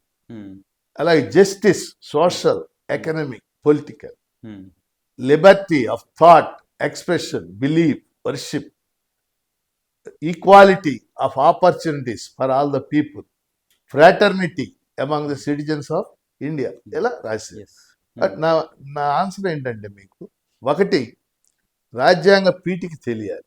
అసలు ఈ రాజ్యాంగం ఎందుకు రాసుకున్నాం? ప్రజల కోసం. ప్రజలే రాసుకున్నారు, we the people of India. రెండోది, రాజ్యాంగంలో 3వ భాగంలో ఫండమెంటల్ రైట్స్ అని ఉంటాయి, ప్రాథమిక హక్కు. అంటే ఒక మనిషిగా కొన్ని హక్కులు ఉంది. ఉదాహరణకి right to freedom of expression అంటే నా భావాలను ప్రకటించే హక్కు నాకు ఉంది. నియంతృత్వం అనేది ఉండదు. ఆ ఫండమెంటల్ రైట్స్ తెలుసుకోవాలి స్టూడెంట్. ఇతనికి అవసరం అవుతుంది ఎప్పుడో ఎక్కడో ఫండమెంటల్ రైట్స్. అలాగే 4వ భాగంలో డైరెక్టివ్ ప్రిన్సిపల్స్ అని ఉన్నాయి. అవి వాటి ఉద్దేశం ఏంటంటే భారతదేశం ఒక సంక్షేమ రాజ్యంగా ఉండాలి. సంక్షేమం అంటే ఆ రాజ్యం అందరి సంక్షేమాన్ని కాంక్షించాలి. అందరంటే ఎవరు? సమాజంలో ఉండే ప్రజలు, రైతులు, కూలీలు, వ్యవసాయ కూలీలు, కార్మికులు, విద్యార్థులు, మహిళలు, యువజనులు, సమాజంలో cross sections of the people ఉంటారు. వాళ్ళందరి సంక్షేమం చూడబడాలి. అలా చూడాలి అని ఆ సంక్షేమ రాజ్యంలో చెప్పబడి. అలాగే కేంద్రానికి ఏం అధికారాలు ఉంటాయి, రాష్ట్రాలకు ఏం అధికారాలు ఉంటాయి. రాజ్యాంగం కేంద్ర ప్రభుత్వానికి కొన్ని అధికారాలు ఇచ్చింది. ఇప్పుడు రైల్వేస్ అన్నారు, కేంద్రం దగ్గర ఉంటుంది, దానికి సంబంధించి ఏదైనా వాళ్ళు చేయాలి. వ్యవసాయం అన్నాం అనుకోండి, రాష్ట్రం దగ్గర. విద్య అన్నాం అనుకోండి, ఉమ్మడి జాబితా ఇద్దరి దగ్గర, కేంద్రం దగ్గర. అలా ఏ అధికారాలు ఎవరి దగ్గర ఉన్నాయి, ఇలా 3, 4, 5 ముఖ్యమైన అంశాలు.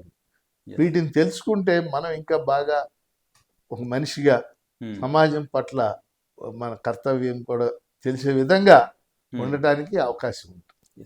సార్ అంటే కొంచెం సింపుల్గా ఈ MP, MLA, MLC, MP, MLA, MLC అని మన ఇండియన్ పొలిటికల్ సిస్టంలో కొన్ని పదవులు ఉన్నాయి కదా సార్. సో వీళ్ళ యొక్క రోల్స్ అండ్ రెస్పాన్సిబిలిటీస్ ఏంటి సార్?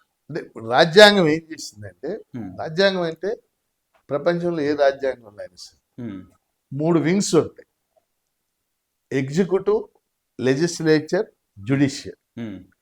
రాజులు పరిపాలించేటప్పుడు ఏం జరిగిందంటే ఆయనే చట్టాలు చేసేవాడు, ఆయనే అమలు చేసేవాడు. అవును. అది మంచి చెడు తప్ప ఒప్పు కూడా ఆయనే తేల్చేవాడు. ఉమ్. అన్నీ ఆయనే, అంటే అధికారాలన్నీ రాజు రాజు చేతుల్లోనే ఉండేవి. ఉమ్. అంతే కదా. కానీ డెమోక్రసీ లక్షణం ఏంటంటే ఎగ్జిక్యూటివ్ ఉమ్. అంటే చట్టాలని అమలు చేసి, ఓకే. లెజిస్లేచర్ ఉమ్. లెజిస్లేచర్ అంటే చట్టాలు చేసేది, ఓకే. సమాజానికి అవసరమైన చట్టాలు చేసేదాన్ని లెజిస్లేచర్ అంట. ఓకే. జ్యుడిషియరీ ఉమ్. ఈ చేసిన చట్టాలు మంచివా కాదా కాదా. అని ఓకే. అది చెప్పుద్ది. ఉమ్.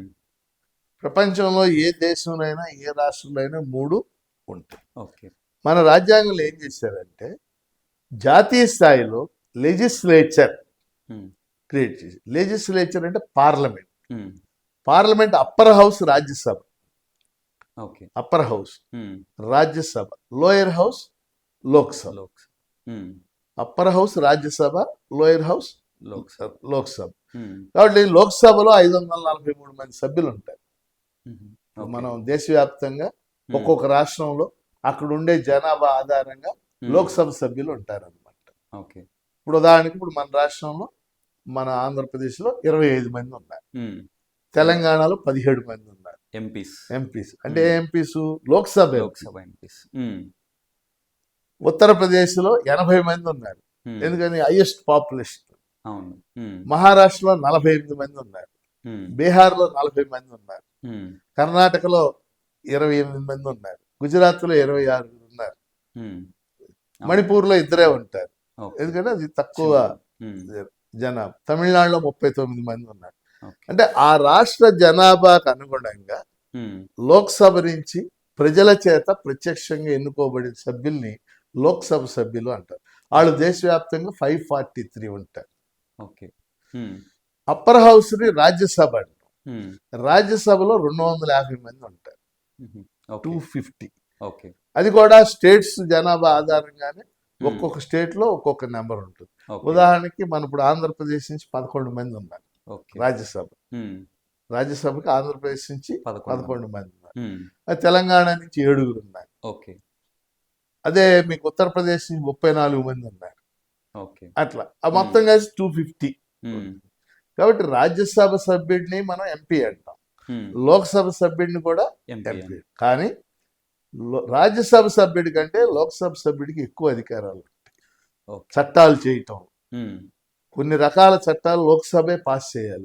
ఇప్పుడు ఉదాహరణ బడ్జెట్ ఆమోదించాలి, ఉమ్. రాజ్యసభ ఆమోదించకపోయినా లోక్సభ ఆమోదించి రాజ్యసభ పంపిస్తుంది. ఉమ్. అది ఆమోదించకపోయినా ఆమోదం పొందినట్టే. ఓకే. ఉమ్. కాబట్టి ఈ 2 రకాల సభలకి ఉన్న వాళ్ళని ఎంపీలు అంటాం. ఉమ్. ఎస్. అదే రాజ్యాంగం రాష్ట్రాల్లో ఏం చేసిందంటే ఉమ్. అప్పర్ హౌస్ ని శాసన మండలి, um. Legislative council, okay. MLC. MLC, member of legislative council. Um. శాసన మండలి అన్నా విధాన పరిషత్ అన్నా ఒకటి. ఉమ్. దానికి 8 స్టేట్స్ లోనే ఉంది. ఓకే. ఉమ్. శాసన సభ, um. Member of legislative assembly, MLA, MLA. అది ప్రతి స్టేట్ లో కూడా ఉంటుంది. ఓకే. ఆ స్టేట్ ప్రజలు దాన్ని ఎన్నుకుంటారు. ఉమ్. ఇప్పుడు మన రాష్ట్రంలో 175 మంది సభ్యులు, ఉమ్. అంతే కదా, 170. 170. తెలంగాణలో 119 మంది ఉన్నారు. ఉమ్. అదే గుజరాత్, కర్ణాటకలో 224 మంది ఉన్నారు. ఉమ్. అదే మహారాష్ట్రలో 248 మంది ఉన్నారు. ఓకే. అదే ఉత్తరప్రదేశ్లో 403 మంది ఉన్నారు. ఉమ్. అదే ఢిల్లీలో 70 మంది ఉంటారు. ఉమ్. వీళ్ళందరూ ఎమ్మెల్యేలు ప్రజల చేత ప్రత్యక్షంగా ఎన్నుకోబడతారు కాబట్టి వాళ్ళకి ఎక్కువ. కాబట్టి ఎంపీ అంటే రాజ్యసభ లోక్సభ సభ్యులు, ఉమ్. ఎమ్మెల్యే అంటే శాసనసభ సభ్యుడు, ఉమ్. ఎమ్మెల్సీ అంటే శాసన మండలి సభ్యుడు. సభ్యులు. So okay. శాసన మండలి సభ్యుల కంటే సభ సభ్యులకి ఎక్కువ అధికారాలు ఉంటాయి. బిల్లులు వీళ్ళు కూడా పాస్ చేయాలి, ఉమ్. కానీ కొన్ని బిల్లుల్లో శాసనసభకే ఎక్కువ అధికారాలు ఉంటాయి. ఓకే. ఎందుకంటే వాళ్ళు డిఫరెంట్గా ఎన్నుకోబడతారు.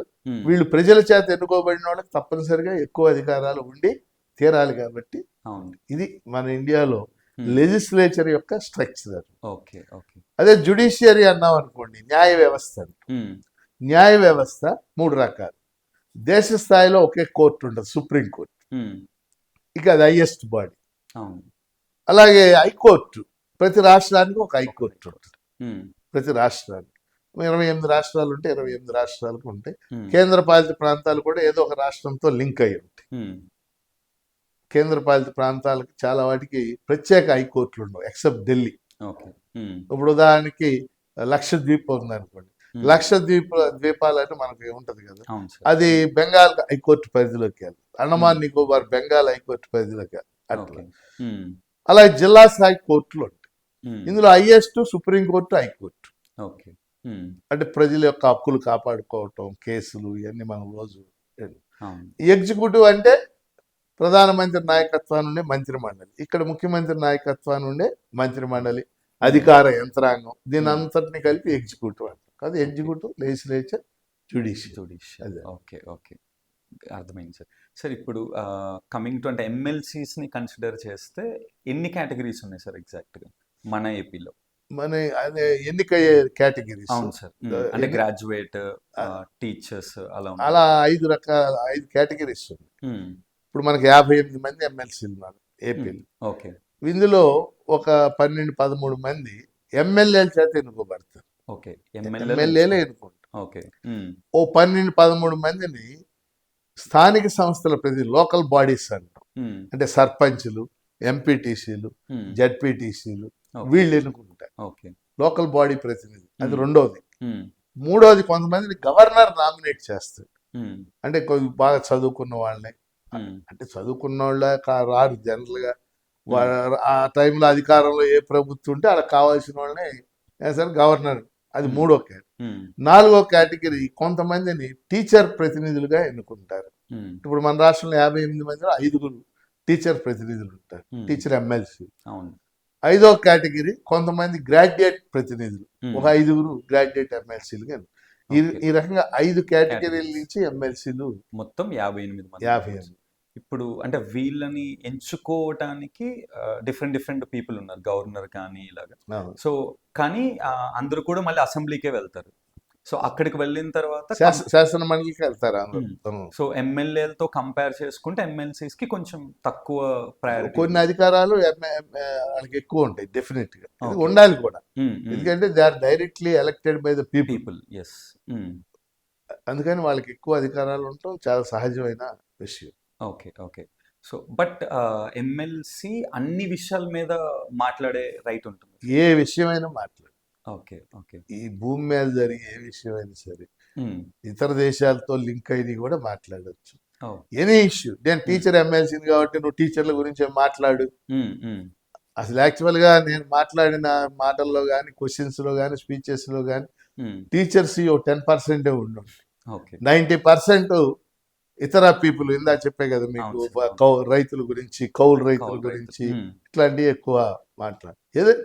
ఏదైనా మనం మాట్లాడచ్చు. వీళ్ళుగా ఇది కాబట్టి ఇదే మాట్లాడాలి అలాంటిది ఏమీ లేదు. ఓకే సార్, అంటే జనరల్ గా ఎవ్రీ పొలిటీషియన్ కి కూడా అంటే వాళ్ళకి income, other side of incomes ఏమి ఉండవు సార్. అంటే జనరల్గా వాళ్ళు కనుక నిజంగా ప్రాపర్గా కనుక వాళ్ళ రూల్స్ అండ్ రెగ్యులేషన్స్ని ఫాలో అయితే లంచాలు తీసుకోవటం కానీ ఇలా అదర్ ఇన్కమ్స్ అయితే ఉండకూడదు.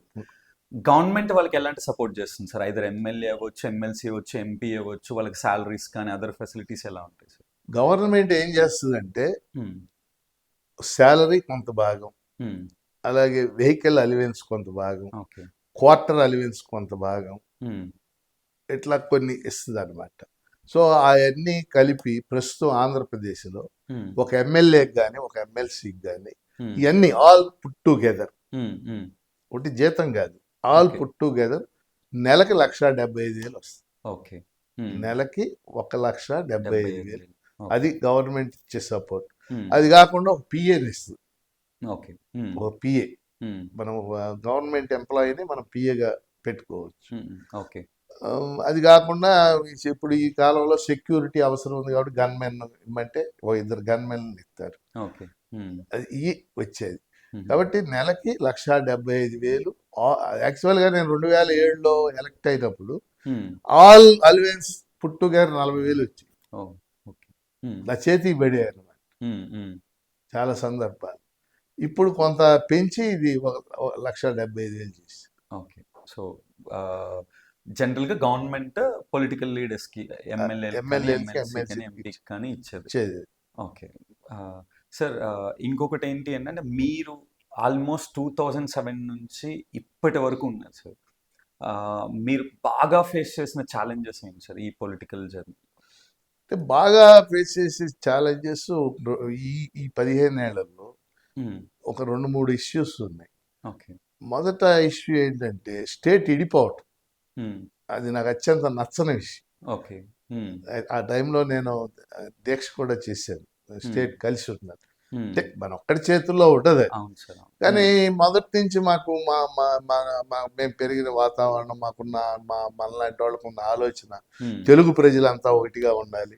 యాక్చువల్గా ఆ రోజుల్లో 1953కు ముందు బ్రిటిష్ వాళ్ళు పరిపాలించేటప్పుడు, స్వాతంత్రం రాకముందు, మన కోస్తా రాయలసీమ జిల్లాలన్నీ మద్రాసు రాష్ట్రంలో ఉండి తెలంగాణ నైజాం నవాబు పరిపాలించు. తెలుగు వాళ్ళకు ఒక రాష్ట్రం ఉండాలి అని ఒక పెద్ద ఉద్యమం జరిగింది. ఆ ఉద్యమం కంటిన్యూ అయి పొట్టి శ్రీరాములు ఆత్మాహుతి చేసి ఆయన ఆమరణ నిరాహారదీక్ష చేశాడు 56 రోజులు, చచ్చిపోయాడు.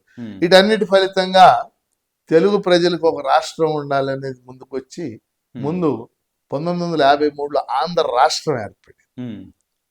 తర్వాత 1956లో తెలంగాణ ప్రాంతంతో కలిసి ఆంధ్రప్రదేశ్ ఏర్పడింది. పాయింట్ ఏంటంటే ఇక్కడ తెలుగు వాళ్ళందరం ఒకటి, ఒక భాష మాట్లాడుతున్నాం మన అందరం. అది 1970-80 వచ్చేసరికి తెలంగాణ మళ్ళీ మేము కలిసి ఉన్నాం, విడిపోతాం, మాకు సపరేట్ స్టేట్ కావాలా, ఇది పెద్ద ఉద్యమంగా మారి మనందరికి తెలుసు. 2014లో అల్టిమేట్ స్టేట్ విడిపోయింది. సో అది ఎందుకో మనసుకి నచ్చలేదు నాకు. అంటే అది దానికి అనేక కారణాలు ఉన్నాయి, హిస్టారికల్ రీజన్స్ ఉన్నాయి, నేను కాదంటాను. కానీ విడిపోవడం మనకి కూడా ఒక మనసు ఉంటుంది కదా, అది ఒక ముఖ్యమైన అంశం. నేను ఉన్న కాలంలో జరిగిన పరిణామాల్లో అది ఒక ముఖ్యమైనటువంటి. రెండవది చాలాసార్లు అనిపించేది ఏంటంటే మన రాష్ట్రంలో ఇప్పటికి కూడా నీళ్లు ఉన్నాయి, కానీ ఇప్పటికీ చాలా ప్రాంతాలు ఇంకా దుర్భిక్ష పరిస్థితిని ఎదుర్కోవటం, ఆ నీళ్లను ప్రాపర్గా ఉపయోగించుకోకపోవటం. ఇప్పుడు మన కృష్ణానది ఉంది, కృష్ణానదిలో సంవత్సరానికి 300 TMC నీళ్ళన్నా సముద్రంలోకి వెళ్ళిపోతాయి, అంటే యావరేజ్. అంటే గోదావరి ఉంది, గోదావరిలో యావరేజ్ 1000 TMC నీళ్లు సముద్రంలోకి వెళ్ళి వృధాగా.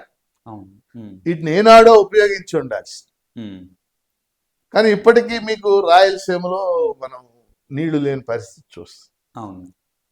మీరు ఆశ్చర్యపోతారు, ప్రకాశం జిల్లాలో మెట్ట ప్రాంతం ఉంది, ప్రకాశం జిల్లా ఉంది కదా, ప్రకాశం జిల్లా మెట్ట ప్రాంతం కనిగిరి, లేకపోతే ఖమ్మం, మార్కాపురం, దర్శి, పొదిలి మేము తరచుగా వెళ్తాం.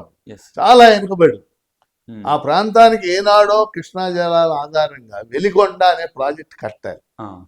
వెలిగొండ ఆ ప్రాజెక్ట్ కనుక పూర్తయి ఉంటే ఈ పాటికి 4 లక్షల ఎకరాల నీళ్లు వచ్చి 300 గ్రామాలకు మంచినీళ్ళు వచ్చి. ఈ మధ్య మేము కనిగిరి యువతల PC పల్లి అని ఒక మండలం, ఆ మండలం దగ్గర ఎదొట్టు ఉంటే ఒక యాత్ర, అక్కడికి వెళ్ళాం. అక్కడ ఒక ఊర్లో మంచినీళ్ళు లేక దాదాపు 2000 మంది కిడ్నీ జబ్బులు బారిన పడ్డారు. ఎవరు వచ్చినా ఏముంది, మామూలు కామనే కదా కిడ్నీ జబ్బులు అన్న పద్ధతులు అయిపోయింది. అంటే ఎంత దుర్మార్గమైన విషయం. 75 ఏళ్ళకి రాజ్యాంగం అమల్లోకి స్వాతంత్రం వచ్చాక ఒక గ్రామానికి మనం మంచినీళ్ళు ఇవ్వలేకపోతాం. మనం ఎక్కడో అంతరిక్షంలో పంపాం, అక్కడికి పంపాం, ఇక్కడికి పంపాం, అది ఓకే, మనం కాదంటాం. కానీ మానవుడి యొక్క బేసిక్ నీడ్స్ ఏంటి? ఆహారం, వాటర్ అందించటం, హెల్త్, ఎడ్యుకేషన్.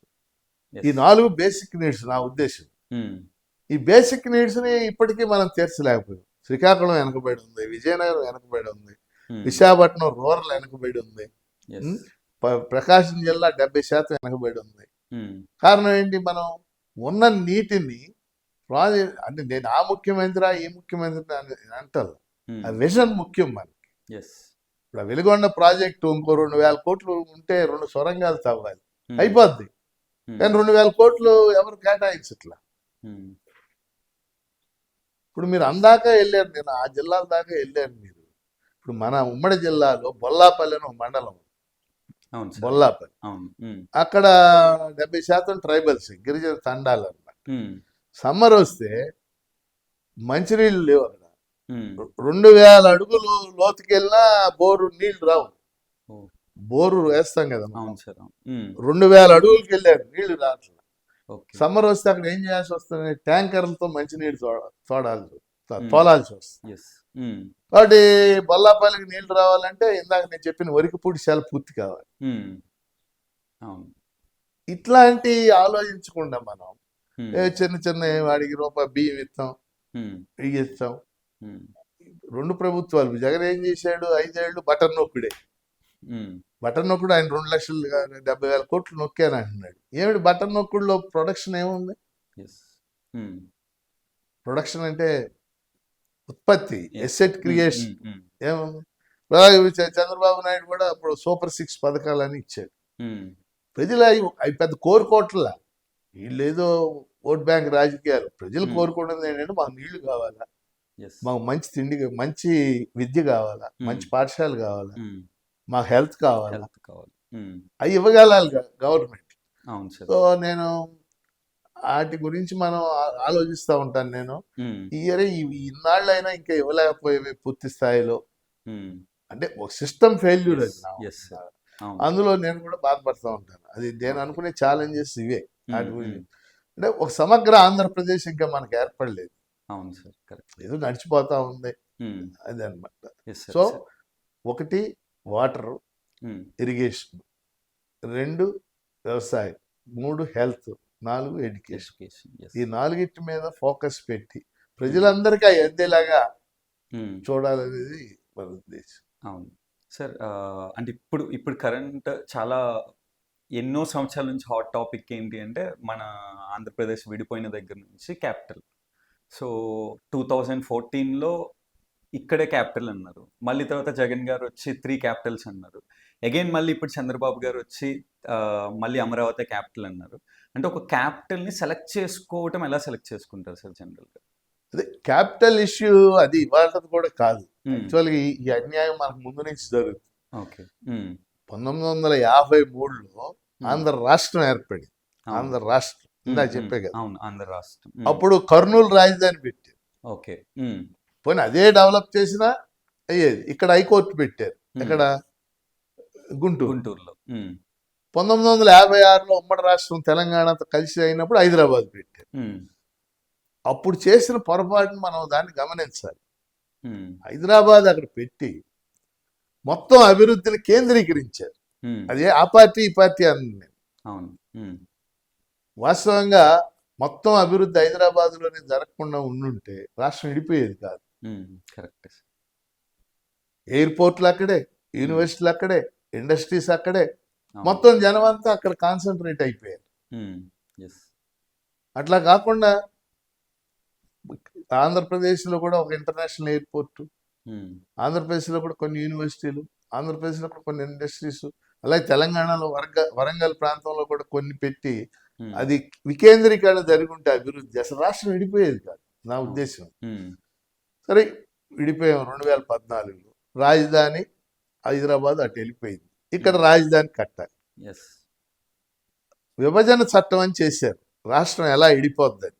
ఉమ్, దాన్ని ఏపీ రీఆర్గనైజేషన్ యాక్ట్ అంట. అవును.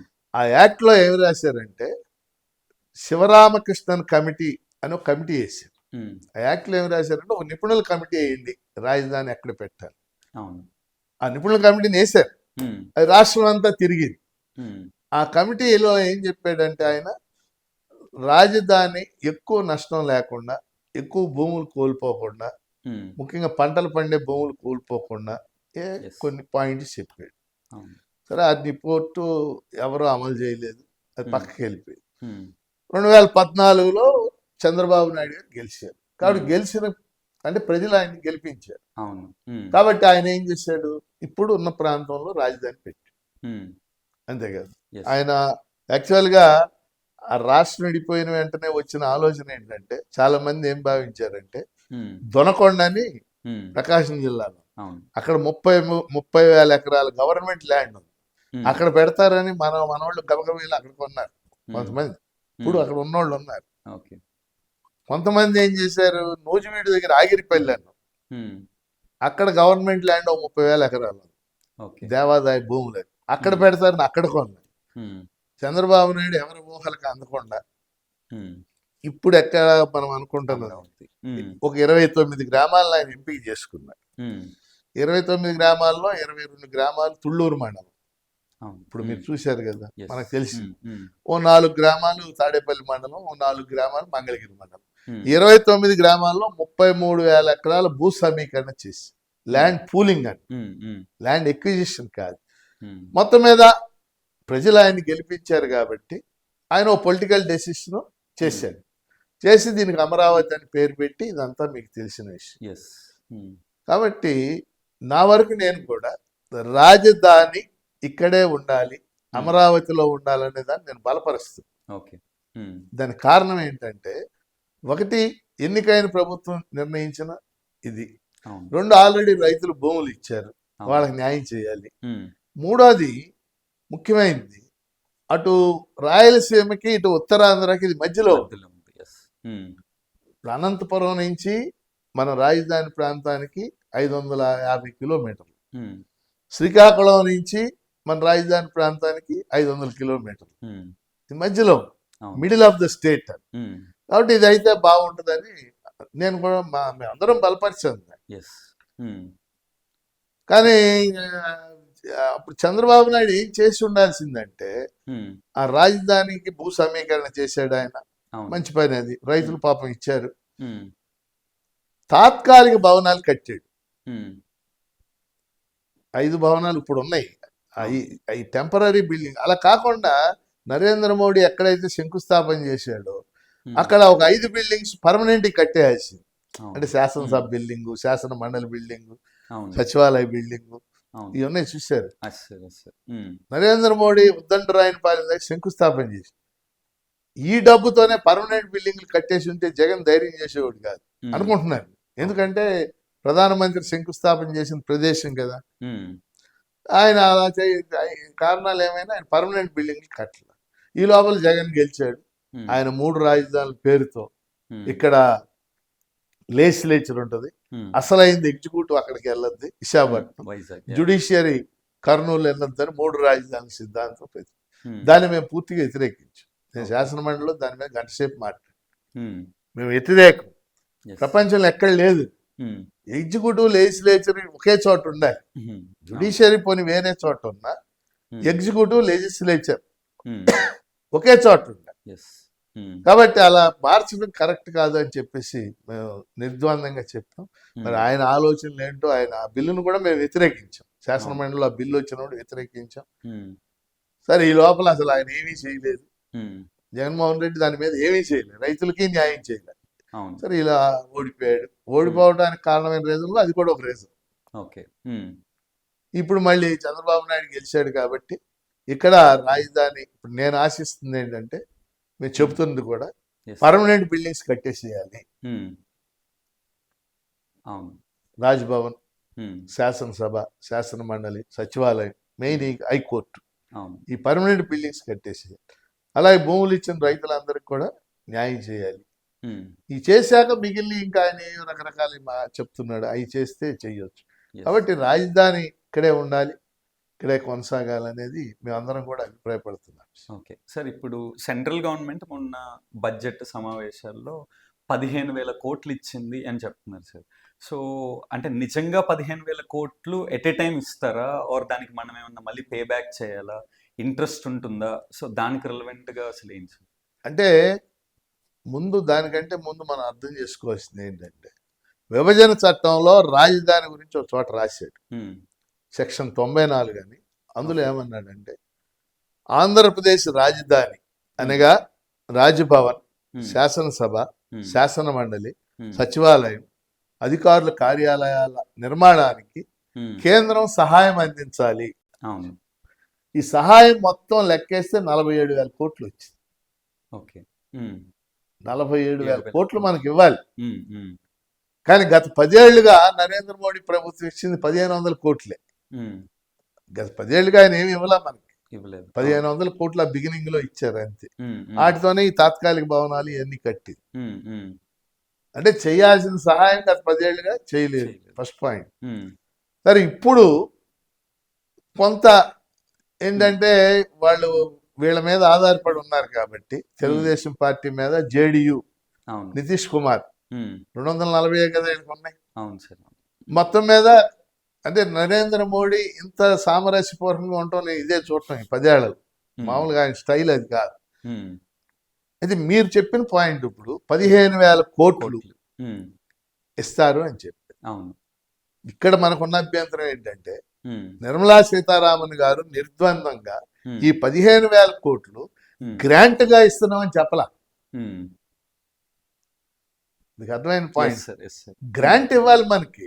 ఉమ్, ఎందుకని నువ్వు చట్టంలో రాసి ఉంది ఉమ్, గ్రాంట్ ఇస్తే మనం తిరిగి రీపే చేయక్కర్లేదు. yes. ఉమ్, ఇప్పుడు ఆవిడ ఏమంది, మేము అంతర్జాతీయ సంస్థల దగ్గర నుంచి మీకు ఇప్పిస్తాం అంటే లోన్ అన్నమాట. అవును. ఉమ్, లోన్ రీపే చేయాలి కదా. చేయాలి. పోనీ 20 ఏళ్ల తర్వాత చేయాలి. అప్పుడు ఎవడో ఉంటాడు ఆడి నెత్తి మీద పడుతుందిగా. అవును. ఈయన ఉండొచ్చు, ఇంకోరు ఉండొచ్చు, ఇంకోరు ఉండొచ్చు, లేదా 15 ఏళ్ళ తర్వాత చేయాలి. కాబట్టి ఈ ఈ దీన్ని మేము చాలా తీవ్రంగా అభ్యంతరం వ్యక్తం చేశాం. నా శాసన మండలిలో కూడా మాట్లాడాను. Okay. కేంద్రం ఇచ్చే 15,000 కోట్లు గ్రాంట్ రూపంలో ఉండాలి తప్పితే లోన్ రూపంలో ఉండకూడదు. అది వరల్డ్ బ్యాంక్ ఇచ్చినా, ఏషియన్ డెవలప్మెంట్ బ్యాంక్ ఇచ్చినా వాళ్ళకి మనం వడ్డీతో సహా, వడ్డీ తక్కువ కావచ్చు, అసలు అది కరెక్ట్ కాదు కదా. అవును సార్. అవును. రాజధాని నిర్మాణానికి కేంద్ర సహాయం అందించాలి కదా. ఉమ్, సహాయం అంటే ఏంటి? గ్రాంటే కదా. అవును. అందుకని ఈ 15,000 కోట్లు గ్రాంట్ రూపంలో ఇవ్వాలనేది, గ్రాంట్ గా మార్చాలనేది కూడా ఇప్పుడు నా డిమాండ్ ప్రత్యేక. ఓకే. అంటే టోటల్ 15,000 కోట్లు పే బ్యాక్ అమౌంట్ సార్, కొంచెం కూడా లేదు గ్రాంట్ లాగా ఇవ్వలేదు. లేదు ఓకే. పే బ్యాక్ చేయాలి. సో ఇప్పుడు ఈ అమౌంట్ యూజ్ చేసుకొని కానీ, అంటే రాజధానిలో మీరు అనేది ఏంటి అంటే ముందు పర్మనెంట్ బిల్డింగ్స్ కట్టాలి, సో తర్వాత అదర్ కన్స్ట్రక్షన్ లోకి వెళ్తే అంటే అదరాటి కంటే కూడా నా వరకు నేను నమ్మేది రెండు. ఒకటి పర్మనెంట్ బిల్డింగ్స్ కట్టాలి, ఎస్. అప్పుడే రాజధాని లుక్ వస్తుంది. అవును. రెండోది ఏంటంటే ఉమ్, రైతులు ఎంతో త్యాగం చేసి 33,000 ఎకరాలు ఇచ్చారు. అవును. ఆ రైతులకి న్యాయం అంటే ఏంటంటే ఉమ్, ప్రతి ఎకరానికి ఉమ్, ఇన్ని గజాలు రెసిడెన్షియల్ ఉమ్, ల్యాండ్, ఇన్ని గజాలు కమర్షియల్ ల్యాండ్ ఇవ్వాలి. ఉమ్, ఉదాహరణకు ఒక ఎకరం ఇచ్చాడు ఒక రైతు, yes. అతనికి ఓ 250 గజాలు ఉమ్, కమర్షియల్ ప్లాట్ ఓకే. అంటే అతను ఈయన కట్టుకునే, ఉమ్, ఒక 400 గజాలు రెసిడెన్స్, రెసిడెన్స్. ఫిగర్స్ కరెక్ట్ కాదు, ఉమ్, ఉమ్, రెసిడెన్షియల్ ల్యాండ్ ఇవ్వాలి. ఓకే. అది కమిట్మెంట్ సార్? Commitment okay. అందులో ఉంది, సిఆర్డిఏ నిబంధనల్లో రాశారు. ఓకే. ఓకే. ఇవ్వాలి అంటే ఏం చేయాలి? ఈ 30,000 ఎకరాలని 33,000 ఎకరాలు, పోనీ 30,000 ఎకరాలు వేసుకుందాం. ఉమ్, ముందు డెవలప్ చేసి ప్లాటింగ్ వేయాలి. ఉమ్, ఎస్. ప్లాటింగ్ చేయాలి. ప్లాటింగ్ చేసి ఇదిగో ఇది ఆయన భూమి, ఆయన భూమిలో ఇది ల్యాండ్, లేకపోతే అందరికి కలిపి ఒక చోట కమర్షియల్ ల్యాండ్ ఇవ్వటం, ఎస్. ఇది జరగాలి అంటే ఈ ప్లాటింగ్ చేయటానికి 18,000 కోట్లు ఖర్చు అవుతుంది. జస్ట్ ప్లాట్స్ లాగా మార్చడానికి. ఓ. అంటే డెవలప్మెంట్ అంటే ఏంటి? రోడ్లు వేయాలి వాటికి. అవును. రోడ్లు వేసి ఇవన్నీ చేసి మనం ఇప్పుడు వెంచర్స్ వేస్తున్నారు, మీరు చూస్తున్నారు అవును. కదా. అవును సార్. అవును. అట్లా రోడ్లు వేయాలి, ఉమ్, వాటిని ప్లాట్లు వేయాలి, ఇది ఉమ్, నీదని అప్పచెప్పాలి. ఓకే. దీనికి 30,000 ఎకరాలకి చేయడానికి 18,000 కోట్లు అవుతుంది. ఈ రెండు చేస్తే ఉమ్, చంద్రబాబు సక్సెస్ఫుల్ అని అనుకుంటున్నాను నేను. Okay. Okay sir. Apart from capital, ఇప్పుడు ఏపీ డివైడ్ అయిన తర్వాత పాస్ట్ 10 yearsలో అంత పెద్ద డెవలప్మెంట్ అయితే జరగలేదు వాస్తవంగా చూస్తే. Correct. సో అందరూ ఫ్రీ బీస్ ఇలాంటి వాటి మీద ఎక్కువ ఫోకస్ చేశారు, కానీ ఓటింగ్ బ్యాంక్ లైక్ ఓట్స్ కోసం, కానీ డెవలప్మెంట్ అనేది చాలా తక్కువ జరిగింది. ఇప్పుడు మళ్ళీ మనం రీకన్స్ట్రక్షన్ మొదలు పెట్టాం క్యాపిటల్ని. ఎలాంటి నిర్ణయాలు తీసుకొని ప్రభుత్వం ఎలా వెళ్తే బాగుంటుంది అని అనుకుంటున్నారు సార్? ఒక 5 అంశాలు. ఒకటి, క్యాపిటల్ నిర్మాణం చేయాలి. ఎస్. 2, పోలవరం పూర్తి చేయాలి. ఈ రెండు చంద్రబాబు నాయుడు గారు కూడా చెప్తున్నారు. అవును. వాళ్ళ భాషలోనే ఏపీ అంటే ఆయన ఉద్దేశంలో ఏ అంటే అమరావతి, పి అంటే పోలవరం, అంతవరకు ఓకే. కానీ ఆ రెండింటి వల్లే సమగ్ర అభివృద్ధి జరగదు. అవును. సో 3, 4, 5 ఏంటంటే 3 ఇరిగేషన్ ప్రాజెక్ట్స్ సింపుల్ గా చిన్న పెద్ద పూర్తి చేయడం ఇప్పుడు వల్ల కాదు. అవును. చిన్న ఏమైతే ఉన్నాయో వాటికి నిధులు కేటాయించి వాటిని పూర్తి చేయాలి. కొన్ని చిన్నవి ఉంటాయి అన్నమాట. ఎన్నదే కానీ ఒక 70,000 ఎకరాలకు నీళ్లు వస్తాయి. ఆ ఇరిగేషన్ ప్రాజెక్ట్స్ లాంటివి పూర్తి చేయాలి. మీకు ఒక చిన్న ఉదాహరణ చెప్తాను. మన ఊరు ఉదాహరణ. మనకి ప్రకాశం బ్యారేజ్ దగ్గర నుంచి పత్తిపాడు దాకా గుంటూరు ఛానల్ అని బ్రిటిష్ వాళ్ళు తవ్వారు. ఓకే. గుంటూరు ఛానల్ అని అంటే గుంటూరు నగరానికి నీళ్లు అందించడానికి మంచినీరు. ఆ రోజు బ్రిటిష్ వాళ్ళు తవ్వారు పాపం, వాళ్ళు గొప్పవాళ్ళు కొన్ని విషయాలు. ప్రకాశం బ్యారేజ్ ఉంది కదా, అక్కడి నుంచి అది కృష్ణనగర్ నుంచి యూనివర్సిటీ వెనక నుంచి నంబూరు నుంచి ఇట్లా వచ్చి పత్తిపాడు దాకా ఇలా ఆగిపోయింది. ఓకే. పత్తిపాడు దగ్గర యామర్తి అని ఊరు ఉంది. ఈ గుంటూరు ఛానల్ని ఎదరికి ఎక్స్టెండ్ చేస్తే ఒక 60,000 ఎకరాలకు నీళ్లు, 60 గ్రామాలకు మంచినీళ్ళు వస్తాయి. అంటే పత్తిపాడులో మిగిలిన గ్రామాలు, పెదనందిపాడు అనే ఒక మండలం ఉంది, పెదనందిపాడు, తర్వాత పరుచూరు అని ఉంది. పరుచూరు అంటే అది ఇప్పుడు బాపట్ల జిల్లా. ఈ 3 మండలాల్లో కలిసి ఈ కాలం ఇక్కడ ఆగిపోయింది కదా, ఇలా ముందుకు తవ్వటం అన్నమాట. ఆ తవ్వటానికి చేస్తే 50 గ్రామాలకు మంచినీళ్ళు వస్తాయి, 50,000 60,000 ఎకరాలకి నీళ్లు వస్తాయి. దీనికి 50 ఏళ్ళ నుంచి దాని మీద డిమాండ్, 50 ఏళ్ళు. ఆ రోజుల్లో దాని ఖర్చు 50 కోట్లని లెక్కేసి ఇప్పుడు 340 కోట్లు అయింది. నేను దాని మీద తరచుగా మాట్లాడాను. పల్లా వెంకయ్య గారు నేను పెద్ద ఉద్యమాన్ని నడిపాడు, ఆయన చనిపోయాడు, గౌరవనీయుడు, ఆయన కమ్యూనిస్ట్ నాయకుడు. అంటే నా పాయింట్ ఏంటంటే చాలా చిన్నది, 340 కోట్లు అంటే అది పెద్ద అమౌంట్ కాదు గవర్నమెంట్. అది చేశారనుకోండి, ఒక 60,000 ఎకరాల నీళ్లు వచ్చి 60 గ్రామాలకు మంచి నీళ్లు వచ్చి 60 గ్రామాల్లో రైతులు హ్యాపీగా పంటలు పండించుకుంటారు అన్నమాట. ఇట్లాంటివి అన్నమాట. కాబట్టి ఫస్ట్ అమరావతి, 2 పోలవరం, 3వది ఇరిగేషన్, 4వది ఏంటంటే మెయిన్గా ఇండస్ట్రీస్. ఇప్పుడు మన ఎంప్లాయ్మెంట్ ప్రపంచంలో ఎక్కడైనా సరే జనరేషన్ కావాలంటే అది ఇండస్ట్రీస్ వల్లే. మనకి ఇప్పుడు శ్రీకాకుళం నుంచి అనంతపురం దాకా, విశాఖపట్నంలో నగరంలో మినహా ఓ 2,000 మంది 3,000 మంది కార్మికులు ఉద్యోగులు పనిచేసే ఇండస్ట్రీ ఒకటి కూడా లేదు. ఏదో జిన్నింగ్ మిల్స్, స్పిన్నింగ్ మిల్స్, ఇట్లాంటి చిన్న, అన్ని చాలా చిన్నవి అనమాట.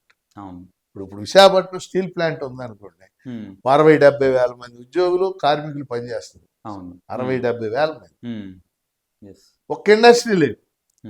అందుకని మనం ఇండస్ట్రీస్, ఐటీ ఇండస్ట్రీస్ వీటి మీద ప్రత్యేకమైన ఫోకస్ పెట్టాలి. వాస్తవంగా మనకు ప్రత్యేక హోదా కనుక వచ్చి ఉంటే ఇండస్ట్రియలిస్టులు పెద్ద సంఖ్యలో వచ్చేవాడు. ప్రత్యేక హోదా ఇవ్వలా మనకి, నరేంద్ర మోడీ మోసం చేసాడు మనం దాదాపు 10 years కూడా. ఇప్పటికైనా సరే మనం ప్రత్యేక హోదా మీద ఒత్తిడి తెచ్చి ఎక్కడైతే ల్యాండ్ అవైలబిలిటీ ఉందో అక్కడ ఇండస్ట్రీస్, ఐటీ ఇండస్ట్రీస్ 2 పెట్టాలి. ఇప్పుడు ఉదాహరణకు హిందూపూర్ అని ఉంది, బాలకృష్ణ గారు ఎమ్మెల్యేగా ఉంది. అక్కడ ఐటీ ఇండస్ట్రీ పెట్టారనుకోండి, తొందరగా డెవలప్ అవుతుంది. కారణం ఏంటంటే బెంగళూరు అక్కడికి అంతా కలిసి 2 గంటల ప్రయాణం, మీకు కావాల్సినంత ల్యాండ్. అలాగే విశాఖపట్నంలో ఐటీ ఇండస్ట్రీస్ పెట్టారు. అలాగే ఇప్పుడు దొనకొండ, పల్నాడు ఇలాంటి చోట జనరల్ ఇండస్ట్రీస్, ఐటీ కాదు. ఇప్పుడు దొనకొండలో 30,000 ఎకరాలు గవర్నమెంట్ ల్యాండ్ ఉన్నారు. పారిశ్రామికవేత్తలను ఇన్వైట్ చేసి ఇండస్ట్రీస్ పెట్టారు. అందుకని ఆ ఇండస్ట్రియలైజేషన్ జరగకుండా మన రాష్ట్రంలో ఎంప్లాయ్మెంట్ జనరేషన్ ఉండదు. ఎంప్లాయ్మెంట్ మెయిన్ అంశం కదా. కాబట్టి 3వది ఇరిగేషన్, 4వది industrialisation, both industries and IT industries, 5వది హెల్త్ అండ్ ఎడ్యుకేషన్. కంప్లీట్ గా గవర్నమెంట్ ప్రైవేటీకరణ చేయకుండా గవర్నమెంట్ రెస్పాన్సిబిలిటీగా చేయాలి. ఈ 5 కనుక చేస్తే కొంత స్టేట్ ముందుకు వెళ్తాక. సార్, అంటే ఎప్పటి నుంచో వింటున్నాం సార్, ప్రత్యేక హోదా అని. అంటే సింపుల్గా ప్రత్యేక హోదా అంటే ఏం సార్? చాలా సింపుల్గా ప్రత్యేక హోదా అంటే ఏంటంటే, ఒక వెనుకబడిన రాష్ట్రం అభివృద్ధి చెందటం కోసం కేంద్రం ఇచ్చేటటువంటి ఒక హోదా ప్రత్యేక హోదా. ఒక వెనుకబడిన రాష్ట్రం, ఇప్పుడు మన దేశంలో అలా 10-12 రాష్ట్రాలకు ఉన్నాయి ప్రత్యేక హోదా. ఇప్పుడు బీహార్ మనం అడుగుతున్నాం. ప్రత్యేక హోదా ఇస్తే ఏం జరుగుతుందంటే పారిశ్రామికవేత్తలకి రాయితీలు ఇవ్వబడతాయి, అంటే ట్యాక్స్ ఎగ్జాంప్షన్స్ ఇవ్వబడతాయి. ఇండస్ట్రీస్ ఇప్పుడు వాడు మెషినరీ తెప్పించాలా. ఉమ్, ఆ మెషినరీ మీద మీకు తెలుసు కదా, ఉమ్, విదేశాల నుంచి మెషినరీ వచ్చేటప్పుడు దాని మీద కస్టమ్స్ సుంకాలని పడతాయి, అవును. ఎగుమతి. ఉమ్, ఆ సుంకాలు లాంటివి ఉండవు. ఉమ్, ఇక్కడికి వచ్చాక ఎక్సైజ్ డ్యూటీస్ అని ఉంటాయి. ఈ ఉమ్, సుంకాలు అన్ని కూడా ఉండవు. ఓకే. అట్లాగే ప్రత్యేక హోదా ఇచ్చినటువంటి రాష్ట్రాలకి ఉమ్, ఇతర లోన్లు ఎక్కువ భాగం ఇవ్వబడతా ఉంటాయి. ఓకే. 90% లోన్లు ఇవ్వబడతా ఉంటాయి. ఓకే. అందువల్ల ఏం జరుగుతుందంటే ప్రత్యేక హోదా ఉన్న రాష్ట్రానికి ఉమ్, పారిశ్రామికవేత్తలు పెద్ద సంఖ్యలో వస్తారు. ఉమ్, ఉమ్, పెట్టుబడిదారులు రావాలి కదా, అవును. వాడికి లాభం ఉంటేనే వస్తాడు, ఉమ్, అది ఎందుకు వస్తాడు. రాదు. అవును. అందుకని ప్రత్యేక హోదా ఉమ్, ఏమన్నాడప్పుడు 2014 మార్చిలో ఇడిపోయే బిల్లు మీద చర్చ జరిగింది. అవును. ఉమ్, ఆ చర్చ అప్పుడు మన్మోహన్ సింగ్ ప్రైమ్ మినిస్టర్, ఉమ్, ఆయన ఏమన్నాడంటే రాష్ట్రం ఇడిపోతుంది, ఆంధ్ర ప్రాంతంలో పెద్ద పరిశ్రమలు లేవు, ఉమ్, అందుకని మేము ఒక 5 ఏళ్ల పాటు ప్రత్యేక హోదా ఇస్తామని ప్రకటించారు. ఓకే. అప్పుడు వెంకయ్య నాయుడు గారు ప్రతిపక్ష నాయకుడు, ఉమ్, ఆయన బీజేపీ కదా, అవును. అవును. ఆయన లేచి 5 ఏళ్ళు అన్యాయం 10 ఏళ్ళు ఇవ్వాలని. ఓకే. ఉమ్, అంతలోకి ఎన్నికలు జరిగినాయి మే నెలలో, ఇది మార్చిలో జరిగింది, మేలో అవును. నరేంద్ర మోడీ ప్రైమ్ మినిస్టర్ అయ్యాడు. ఉమ్, 10 ఏళ్ళు గడిచిపోయింది, ఈ ప్రత్యేక హోదా లేదు, ఏమీ లేదు, 5 ఏళ్ళు లేదు, 10 ఏళ్ళు లేదు, ఏమీ లేదు అని. ఉమ్, ఉమ్, అది చాలా అన్యాయం చేశాడు నరేంద్ర మోడీ ఈ విషయంలో. మనకి ఎస్ సార్. ఏదో ప్రణాళిక సంఘం లేదు, అది లేదు, ఇది లేదు, ఇవ్వదలుచుకుంటే ఇవన్నీ ఉమ్, పెద్ద ఇవన్నీ కాక్ అండ్ బుల్ స్టోరీస్ అంటాం, yes అలా sir. చెప్పారు. ఈ టర్మ్ లో ఏమైనా ఫైట్ చేస్తున్నారు సార్ దానికోసం? అంటే వీళ్ళేం పెద్దగా మాట్లాడతలా. వాస్తవంగా బీహార్లో అయితే జేడీయూ తీర్మానం చేసింది, ఉమ్, జనతాదళ్ యూ నితీష్ కుమార్ ఓకే. మాకు ప్రత్యేక హోదా ఇవ్వాలి అంతే. Hmm. ఇక్కడ అసలు తీర్మానం కూడా లేదు. ఓకే. మరి ఎంతవరకు వీళ్ళు మాట్లాడతారో మనం చెప్పలేం. Okay. Okay sir, apart from political things and AP development కానీ ఇవన్నీ పక్కన పెడితే మీరు ఒక టీచర్గా మీ నుంచి కొంచెం ఇన్ఫర్మేషన్ కావాలి సార్, ఫర్ యూత్ కోసం. మీ జర్నీలో టిల్ డేట్ మీరు తీసుకున్న అంటే ఎడ్యుకేషన్ రిఫార్మ్స్కి రిలవెంట్గా మీరు దేని రిలవెంట్గా వర్క్ చేశారు సార్ యాజ్ ఎమ్మెల్సీ? అంటే మేము మెయిన్గా ఏంటంటే మన సొసైటీని దృష్టిలో పెట్టుకుని ప్రభుత్వ రంగంలో ఉండే విద్య ప్రైవేటీకరణ జరిగింది మనకి. ఇప్పుడు ఆంధ్రాలో, దానికి ముందు ఆంధ్రాలో జరిగిన పరిణామం మీరు గుర్తుపెట్టుకోవాలి. ఆంధ్రాలోని కానీ ఇండియాలో ఓ 30 ఏళ్ల క్రితం మన ఆంధ్రాలో ఇండియాలో కూడా ఎడ్యుకేషన్ 100% గవర్నమెంట్ అధీనంలోనే ఉండేది. Higher education, technical education, school education, ఈ ప్రైవేట్ సంస్థలు ఏమీ కూడా లేవు. కానీ ఎకనామిక్ రిఫార్మ్స్ వచ్చాక ఎడ్యుకేషన్ కూడా ప్రైవేటైజ్ అయింది. అంతవరకు బాగానే ఉంది. ప్రైవేటైజ్ అవటం వల్ల నెంబర్ ఆఫ్ ఇంజనీరింగ్ కాలేజ్, ఇప్పుడు మేము చదువుకున్నప్పుడు 10 ఇంజనీరింగ్ కాలేజీలు ఉండేది, ఇవాళ 270 ఇంజనీరింగ్ కాలేజీలు వచ్చాయి.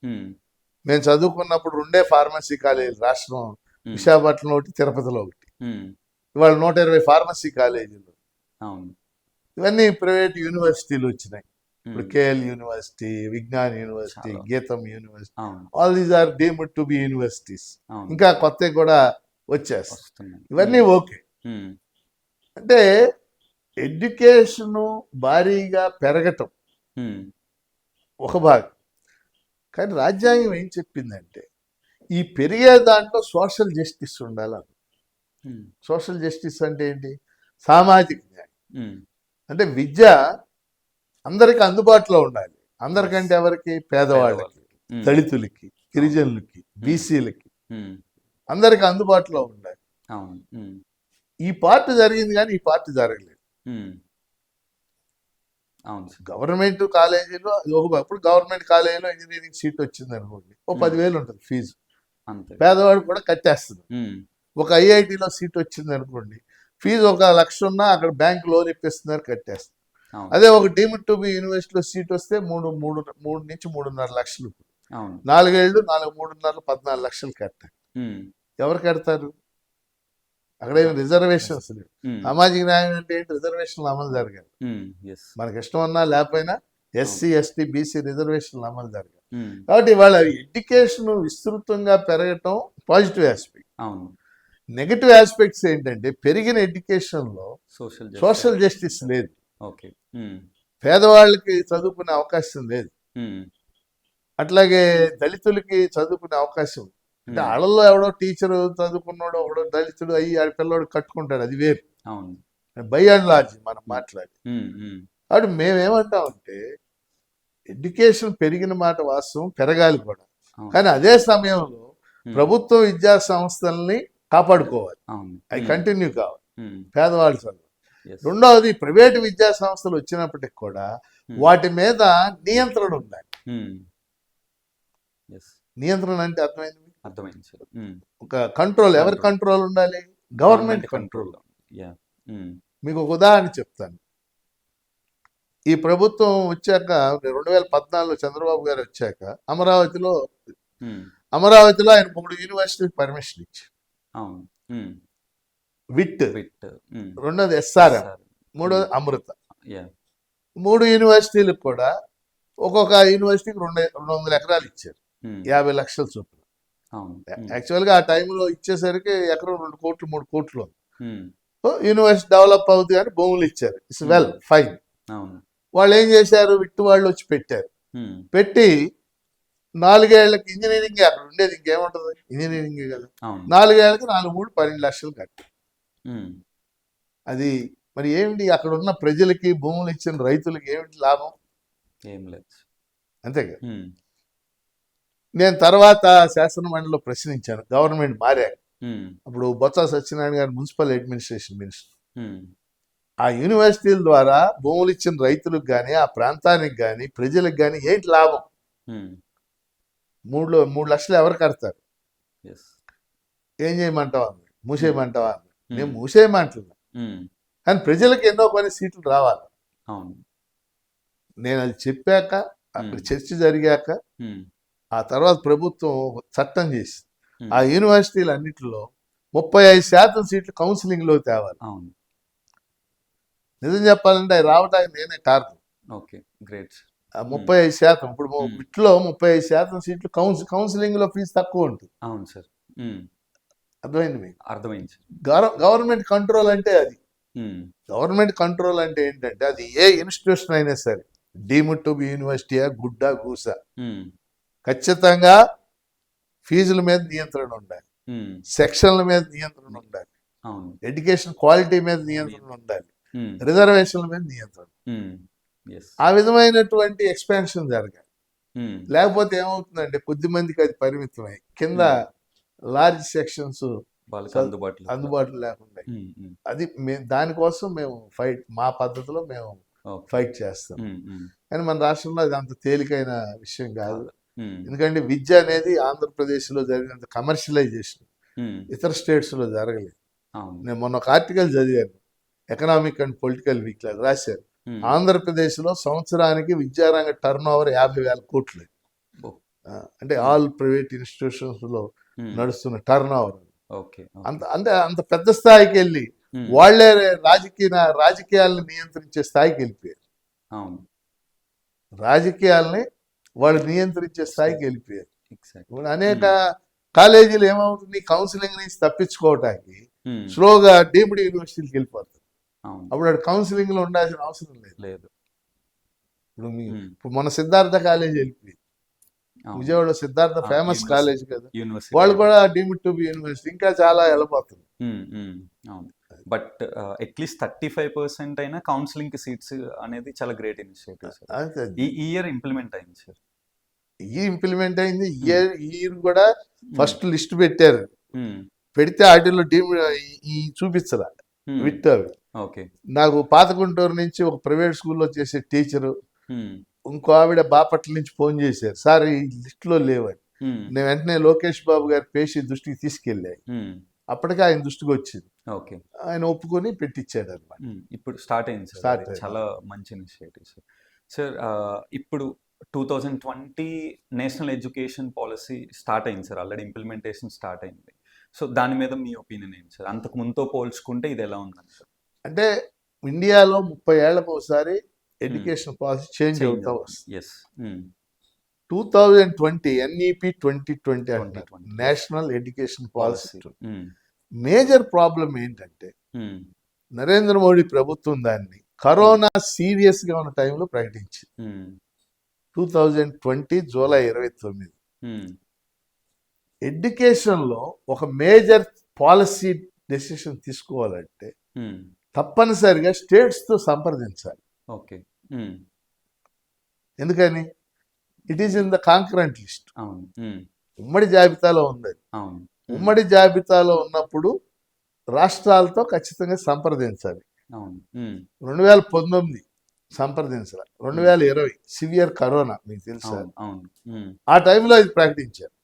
మొదటి అంశం ఏంటంటే రాష్ట్రాలతో సంప్రదించకుండా దీన్ని ప్రకటించడం అనేది సరైంది కాదు. నీకు ఆ రాష్ట్రాలు చెప్పిన ఇష్టం ఉండొచ్చు. ఇప్పుడు అందుకనే స్టాలిన్ ఏమంటున్నాడు, ఆయన తమిళనాడు ముఖ్యమంత్రి, మాకేం సంబంధం అది, మాతో డిస్కస్ చేయలే, మేము అమలు చేయమని. ఓకే. రెండోది, ఈ ఎడ్యుకేషన్ పాలసీలు ఎన్ఈపి 22 కొన్ని పాజిటివ్ ఆస్పెక్ట్స్ ఉన్నాయి. ఉదాహరణకి ప్రీ ప్రైమరీ ఎడ్యుకేషన్ కూడా స్కూల్ ఎడ్యుకేషన్ లో భాగం కావాలని చెప్పి ఫస్ట్ టైం ఇండియా.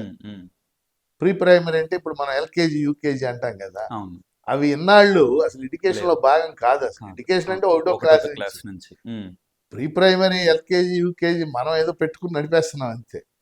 అవన్నీ అందులో భాగం కావాలి, ఇవన్నీ కూడా చెప్పారు. అవి పాజిటివ్. కానీ నెగటివ్ ఏంటంటే కమర్షియలైజేషన్, మోర్ కమర్షియలైజేషన్ ఎంకరేజ్ చేసేదిగా ఉంది. ప్రైవేట్ విద్యా సంస్థలు మరింత స్వేచ్ఛగా పెట్టుకోవచ్చు.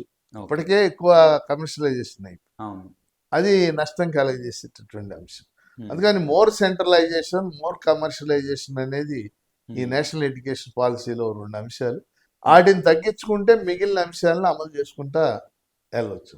ఓకే సార్, అంటే జాబ్స్ విషయం మాట్లాడితే చాలా మంది యూత్ రోడ్ల మీదకి వచ్చి ధర్నాలు చేస్తున్నారు, జాబ్స్ ఇవ్వట్లేదు అని. అండ్ ఈవెన్ ఈ మధ్య కాలంలో కొంతమంది బిజినెస్ ఓనర్స్ని మీట్ అయినప్పుడు కానీ, ఈవెన్ మా స్టార్టప్స్, మా కంపెనీస్లో కానీ జాబ్స్కి నోటిఫికేషన్స్ రిలీజ్ చేస్తున్నప్పుడు స్కిల్డ్ పీపుల్ దొరకట్లేదు. ఒకవైపు ఏమో జాబ్స్ లేవు అని యూత్ రోడ్ల మీదకి వచ్చి ధర్నాలు చేస్తున్నారు, ఒకవైపు బిజినెస్ ఓనర్స్ ఏమో స్కిల్స్ ఉన్న పీపుల్ దొరకట్లేదు అంటున్నారు. సో దానికి రిలవెంట్గా ఏమంటారు సార్? ఖచ్చితంగా ఇప్పుడు మనకి ఇందాక మనం మాట్లాడుకున్నాం కదా, ఇప్పుడు ఆంధ్రప్రదేశ్లో 280 engineering college, 280, 120 B pharmacy college, ఒక 200 ఎంబీఏ ఎంసీఏ కాలేజీలు, ఇవి కాకుండా 900 డిగ్రీ కాలేజీలు, అంటే ప్రైవేట్ కానీ గవర్నమెంట్. వీటన్నిటిలోంచి సంవత్సరానికి 2.5 లక్షల మంది వస్తున్నారు బయటకు వస్తున్నారు, అంటే క్యాంపస్ దాటి బయటకు వస్తున్నారు. ఏళ్లలో ఏదైనా ఒక 5% అమెరికా లాంటి దేశాలకి వెళ్తున్నారు. ఒక 10 to 15% క్యాంపస్ ఇంటర్వ్యూలో సెలెక్ట్ అవుతుంది. అంటే ఊరికి జనరల్ ర్యాండమ్ గా మనం చూస్తే ఒక 20% ఇతర రంగాల్లో ఉద్యోగాలు సంపాదిస్తారు. 20, 15, 35, 5, 40. మిగిలిన 60% రోడ్ల మీద ఉంటున్నారు. కాబట్టి ఇప్పుడు మనం ఎదుర్కొన్న ప్రధానమైన సమస్య ఏంటంటే ఈ 60% డిగ్రీ అయిపోతుంది, బీటెక్ అయిపోతుంది. ఇప్పుడు మనం మీరు ఏ గ్రామానికైనా వెళ్ళండి, బీటెక్ పూర్తి చేసిన వాళ్ళు 15 మంది 20 మంది తక్కువ ఉంటుంది. ఏం పని చేయట్లేదు, చదువుకున్నారు కాబట్టి పొలం పనికి పోరు, ఇదే పని చేయట్లేదు.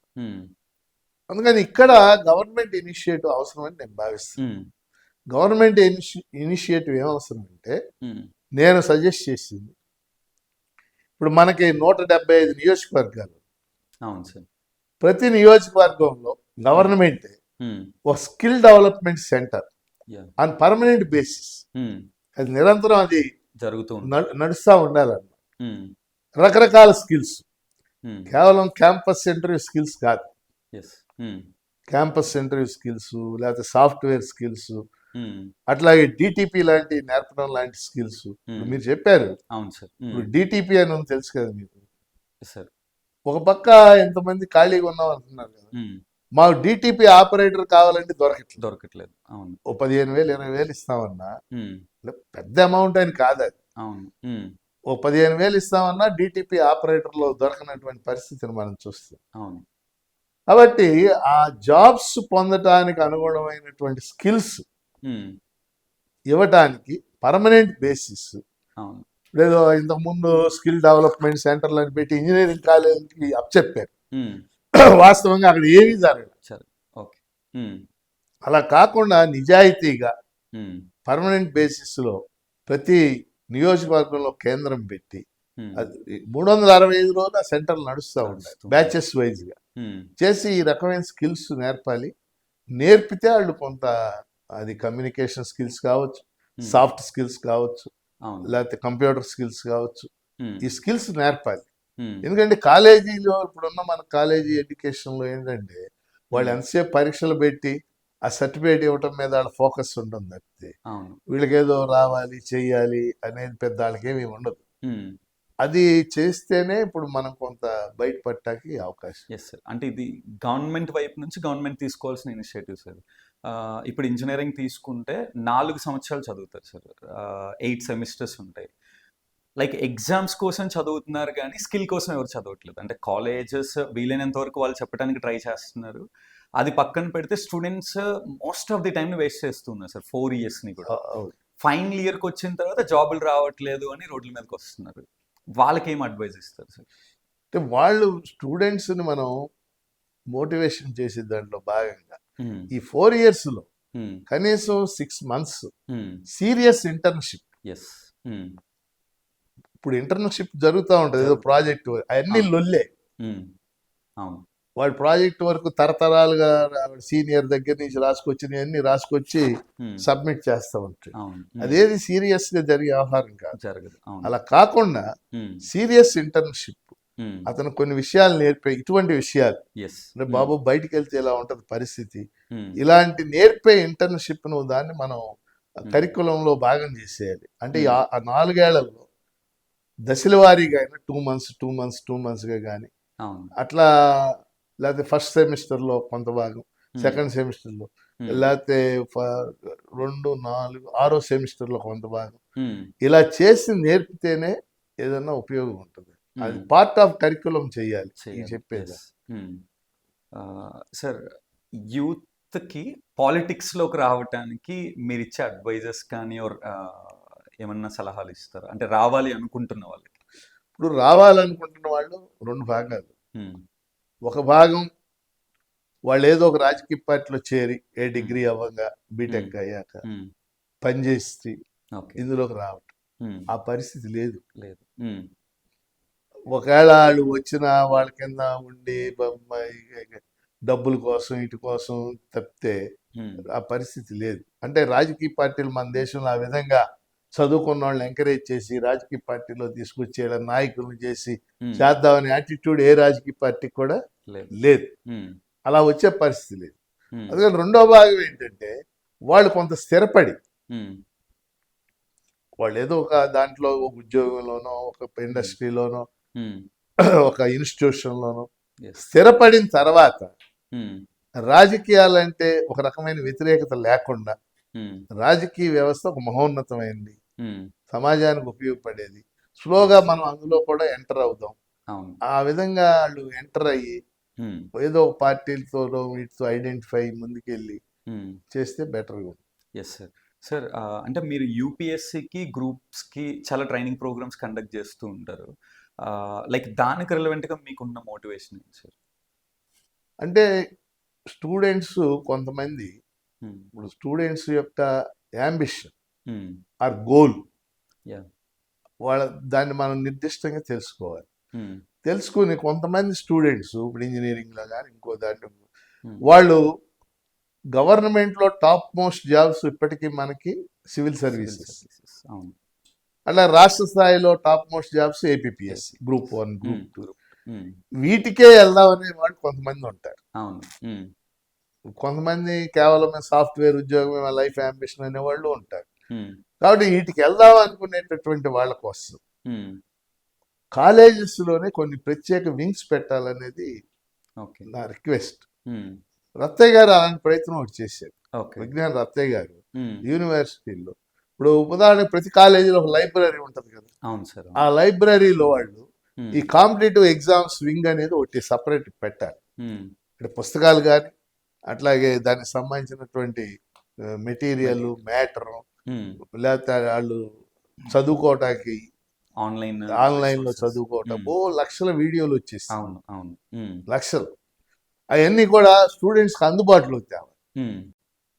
ఇప్పుడు మనం ఒక ఇంజనీరింగ్ కాలేజ్ లైబ్రరీకి వెళ్ళాం అనుకోండి, అసలు పిల్లలే ఉంటారు వాటిల్లో, ఉన్నా ఏముంటారు, వాడు ఇంజనీరింగ్ పుస్తకాలు చదువుకుంటా ఉంటారు.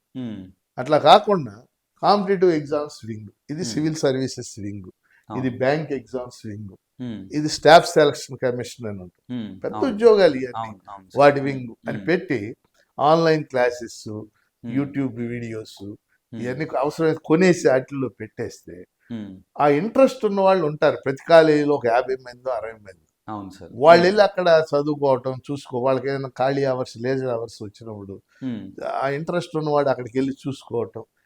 అట్లాగే అప్పుడప్పుడు కాలేజెస్ లో ఆ స్టూడెంట్స్ అన్ని ఇయర్స్ లో కలిపి 200 300 ఉన్నారనుకోండి, వాళ్ళని కూర్చోబెట్టి ఎవరన్నా ఒక ఎక్స్పర్ట్ ని పిలిపించి వాళ్ళకి మోటివేషన్ క్లాస్ ఇప్పించటం. ఇది సివిల్ సర్వీసెస్ అంటే ఇది, దీనివల్ల ఈ ఉపయోగాలు ఉన్నాయి, ఇలా ప్రిపేర్ అవ్వాలి అవి చెప్పటం. ఇలా చేస్తే ఉపయోగకరంగా ఉంటుందని నా ఉద్దేశం. ప్రిపేర్ అవ్వాలనుకుంటున్న స్టూడెంట్స్ కి ఏం సలహాలు ఇస్తారు సార్? అదే ప్రిపేర్ అవ్వాలనుకుంటున్న వాళ్ళకి ఇప్పుడు నేను చెప్పిన అన్ని కూడా అంటే కాలేజ్ ఇలాంటి ఫెసిలిటీస్ ప్రొవైడ్ చేయాలి సార్. బట్ ఒకవేళ నేను ఒక ఇండివిజువల్ పర్సన్ ప్రిపేర్ అవ్వాలంటే ముందు మొత్తం దాన్ని సమగ్రంగా ఇప్పటి నుంచి అతను కొన్ని క్యారెక్టర్స్ డెవలప్ చేసుకోవాలి. అంటే ఈ ఎగ్జామ్స్ కి వెళ్ళదలుచుకో, ఒకటి ఫస్ట్ ఆ ఎగ్జామ్స్ గురించి తెలుసుకోవటం. మనమే స్కూల్ పిల్లలకే వేసాం చిన్న పుస్తకం, ఇప్పుడు తెలుసుకోవడం. రెండోది రెగ్యులర్ గా న్యూస్ పేపర్స్ అవటం, ఈ పేపర్ కానీ కరెంట్ అఫైర్స్ ఫాలో అవటం అనేది ఒక ఇంపార్టెంట్ ఇష్యూ, కరెంట్ అఫైర్స్. మూడోది ఎన్సీఆర్టీ బుక్స్ అది ఎక్వైర్ చేసేసి తన అరలో పెట్టుకుని అప్పుడప్పుడు ఆ history, geography, economics, political science అవే ఇంపార్టెంట్ సబ్జెక్ట్స్ అని, జనరల్ స్టడీస్ అని వాటిని చదవటం. సో స్టూడెంట్ గా ఉండగా ఈ 4 పనులు, ఒకటి goal setting, 2 current affairs, 3 NCERT books, 4 సమాజంలో ఏం జరుగుతుంది ఏంటనేది ఫాలో కావటం. ఈ 4 చేస్తే అతను డిగ్రీ అయిపోయేసరికి అతనికి ఒక మైండ్ ప్రిపేర్ అయ్యి ఉంటుంది అనమాట దాన్ని. Yes sir. అంటే ఫైనల్ క్వశ్చన్ సార్, ఒక ఫ్యూ క్వశ్చన్స్ ఉన్నాయి. ఏంటి అంటే లైక్ చైల్డ్హుడ్ నుంచి చాలా ప్లేసెస్లో India is a developing country అనే వింటూ ఉన్నాం. సో ఇండియా డెవలప్డ్ కంట్రీ అంటే ఏం జరగాలి సార్? అవ్వాలి అంటే ఏం జరగాలి? అంటే ముందు డెవలప్డ్ అంటే ఏంటో మనకు అర్థం కాదు. ఇప్పుడు ప్రపంచంలో ఏంటిని మనం డెవలప్డ్ కంట్రీస్ అంటున్నాం? సో ఫారెన్ యుఎస్ఏ అంతే కదా, Canada, Germany, France, Italy, Japan, వీటిని మనం డెవలప్డ్ కంట్రీస్ అంటాం. ఎందుకని వాటిని డెవలప్డ్ కంట్రీస్ అంటున్నాం? ఒకటి, వాటి తలసరి ఆదాయం ఎక్కువ ఉన్నట్టు. ఇప్పుడు మన ఇండియా కంటే 100 రెట్లు తలసరి ఆదాయం. జాతీయ ఆదాయం మన ఇండియా కంటే 1000 రెట్లు ఎక్కువ. 3, ఆ దేశాలన్నీ కూడా అగ్రేరియన్ సెక్టార్ నుంచి ఇండస్ట్రియల్ సెక్టార్కి మారిపోయింది. ఆ 3 బేసిక్ క్యారెక్టర్స్.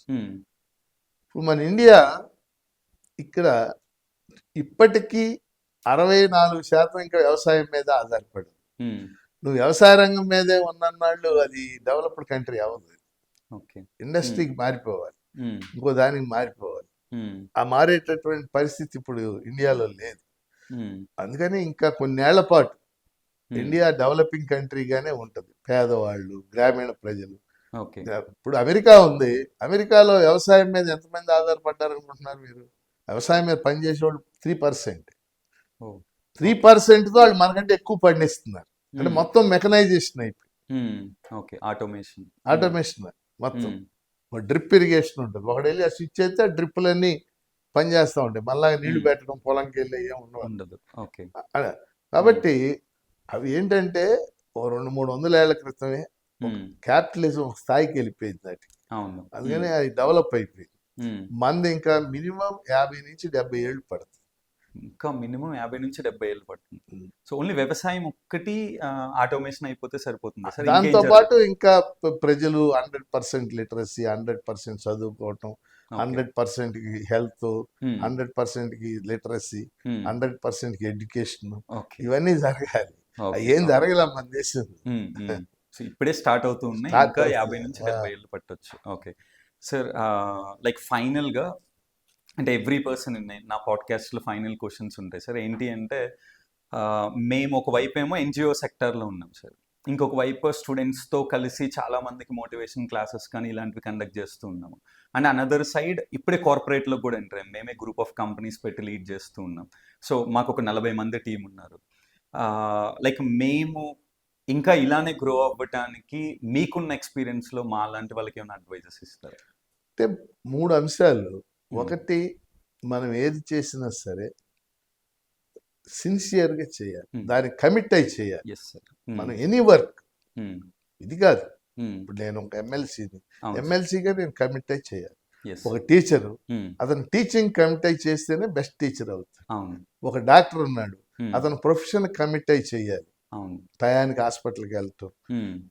వరుసగా 10 రోజులు ఆయన టయానికి హాస్పిటల్కి వెళ్ళలేదు అనుకోండి, 11వ రోజు పేషెంట్ ఈ టయానికి రావట్లేదు, ఇంకో డాక్టర్ దగ్గరికి పోతారు. అంతే. ఇట్లా మీరు ఏ ఫీల్డ్ అయితే ఎంపిక చేసుకున్నారో వాటిల్లో మీరు సిన్సియర్గా వాటికి కమిట్ అయ్యి, మేము ఇది నమ్మాం, దీని ద్వారా మంచి చేద్దాం అనుకుంటున్నాం కాబట్టి దానికి కమిట్ అయ్యి చేయటం ఒకటి. రెండోది, ఈ నీడ్ మోర్ పీపుల్. సో ఈ ఆలోచన విధానంతో మనం ఏదో పెద్ద ఎత్తున 2 లక్షలు 3 లక్షల జీతాలు కాకుండా వీటి ద్వారా ప్రజలకి ఉపయోగపడతాం, విద్యార్థులకు ఉపయోగపడతాం అనుకునే ఆలోచన ధోరణి ఉన్న వాళ్ళు గుర్తించి మీ టీంని ఇంకా ఇంక్రీజ్ చేసుకోవటం, ఎక్స్టెండ్ చేసుకోవటం. ఇక మూడోది ఏంటంటే, మన ఎన్నుకున్న ఏరియాస్ ప్రజలకు ఉపయోగపడుతున్నాయా లేదనేది అప్పుడప్పుడు మనం సమీక్ష చేసుకోవాలి. ఈ 3 చేస్తే షూర్ సార్. డెఫినెట్లీ చేస్తాం సార్. సార్ అండ్ అంటే ఇంకా ఈ పాడ్కాస్ట్ని ఇంకా చాలా మంది పీపుల్తో చేసి స్టూడెంట్స్కి చాలా అవేర్నెస్ అండ్ నాలెడ్జ్ ఇవ్వాలి అనుకుంటున్నాము. మీరు ఎవరినైనా సజెస్ట్ చేస్తారా సార్? చెప్తాను నేను తర్వాత. సార్ అంటే చాలా మంది ఉన్నారు. Yes sir. జనరల్గా ఇప్పుడు మీకు ఎవరైనా అంటే ఆల్రెడీ ఎక్స్పీరియన్స్ మీరు చేశారు కాబట్టి ఎవరైనా మీకు గుర్తొచ్చే పేర్లు ఎవరైనా ఉన్నారు? నేను తర్వాత చెప్తాను. Sure sir. అండ్ మీకు ఎలా అనిపించింది సార్ ఈ ఆల్మోస్ట్ 1.5 hour ఆలోచనలు పంచుకోవటానికి, నాకున్న భావాలు చెప్పడానికి ఒక మంచి వేదికగా it will reach more people కాబట్టి కొంతమంది అయినా దానికి ఇన్ఫ్లుయెన్స్ అయితే I will be happy. Sure sir. తప్పకుండా అవుతారు సార్. సార్ ఫైనల్గా ఇంకేమైనా యూత్కి ఇంకేమైనా చెప్పాలనుకుంటున్నారు సార్? యూత్కి ఒకటే మనం చెప్పదలుచుకుంది, there are so many opportunities. మాకు అది రాలా, ఇది ఆపర్చునిటీస్ని చర్చ చేయాలి.